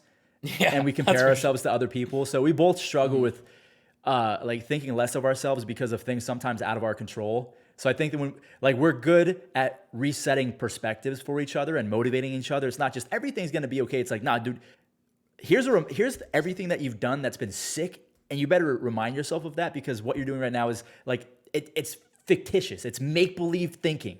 And Kyle's always a good like baseline. Okay, no, Kyle, you're right. And I feel like we're the same with each other. And like I feel like we should end every little podcast with like a smidge of positivity. So hopefully you guys are cool with that. And quote of the day, 2 quotes of the day, because I think they are applicable to each other. Comparison is the thief of joy. I struggle with that to this day. I still check all of the other creators and their views, and I hate myself sometimes. Don't do that. And also, a high tide raises all ships. Don't compare yourself to others. If someone else is doing well in the same field as you, that just means they're going to raise the ceiling. If Kyle's getting 120,000 views on MLB The Show videos, that means that I can maybe do that too. So there you go. I've never heard that phrase. I like that a lot. A high tide raises all ships. I like that a lot. Mm-hmm. One of my favorites. As soon as I heard it, I was like, I will take that with me. Yeah. I should have pulled a LeBron. That's my favorite quote. That's my favorite quote. What is that? Yeah, what did the kid say? It was something corny. Yeah. Oh, yeah. Be comfortable being uncomfortable. That's my favorite quote. No, that's literally my favorite quote. Like, and then the one about Malcolm X. What was your thought on Malcolm X? It's like page 1. He's a smart man. A very smart man. The best feeling, the funniest part about that is his face as the person's asking him that question, where he's just like, you can tell he's just like, bro, I did not want them to ask that shit. Bro, you know that one kid in Popeyes or something? He's got that side eye. I can't remember what his name is, but he's holding the cup, and someone's... what is that guy's name? He's a football player now. Wait, say it one more time? So he's a little kid, and he went famous for like the side eye while he's holding a little cup in a like Popeyes or something. Yeah, no, I know which one you're talking about, but he's a professional football player. Yeah, he went viral. I think Popeyes. He's a college football player now. I think he gets Popeyes free for life. Like, it was a whole campaign last year. Oh, damn. Yeah, you missed that. No, I did miss that, but I remember that meme. That was one of my favorite memes. Like, that's what LeBron I would just always send that. Yeah. That's exactly what he looked like when he was just like, I might have got caught here. Dude, okay, we're going to end this. Guys, go look up LeBron James books. I promise you guys, the bookmark is always on page 1. Yeah, dude. That dude, and it's so funny to me. Like, there's things I love about LeBron, there's things that I hate. It's just like, bro, you could just walk. You don't need to pretend you're reading. Like, what's the benefit of that? Why do you have to pretend you're reading? And it's not even like Drake, where Drake plays into it. LeBron just ignores it and acts like it's not a thing that he's doing. Yeah, I don't know. But yeah, gotta love LeBron. I mean, one of the GOATs. But not as much as I love you, Fuzz. I appreciate you being here with me and doing this with me. It makes me happy. Hey, you know what? Episode 2, I enjoyed myself. I know that I'm going to stumble with certain things, but thank you, Daddy, for always carrying me. And thank you guys for always supporting us. We really appreciate you guys. And again, any feedback is welcome.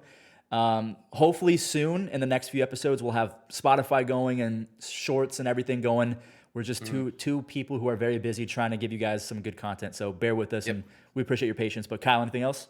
Nah, dude, I'm good. All right, guys, good. leave us those comments. Who makes the Hall of Fame? Who done it? Let us know. Yeah, let us know. All right, Fuzz. Love you, man. Love you too, man.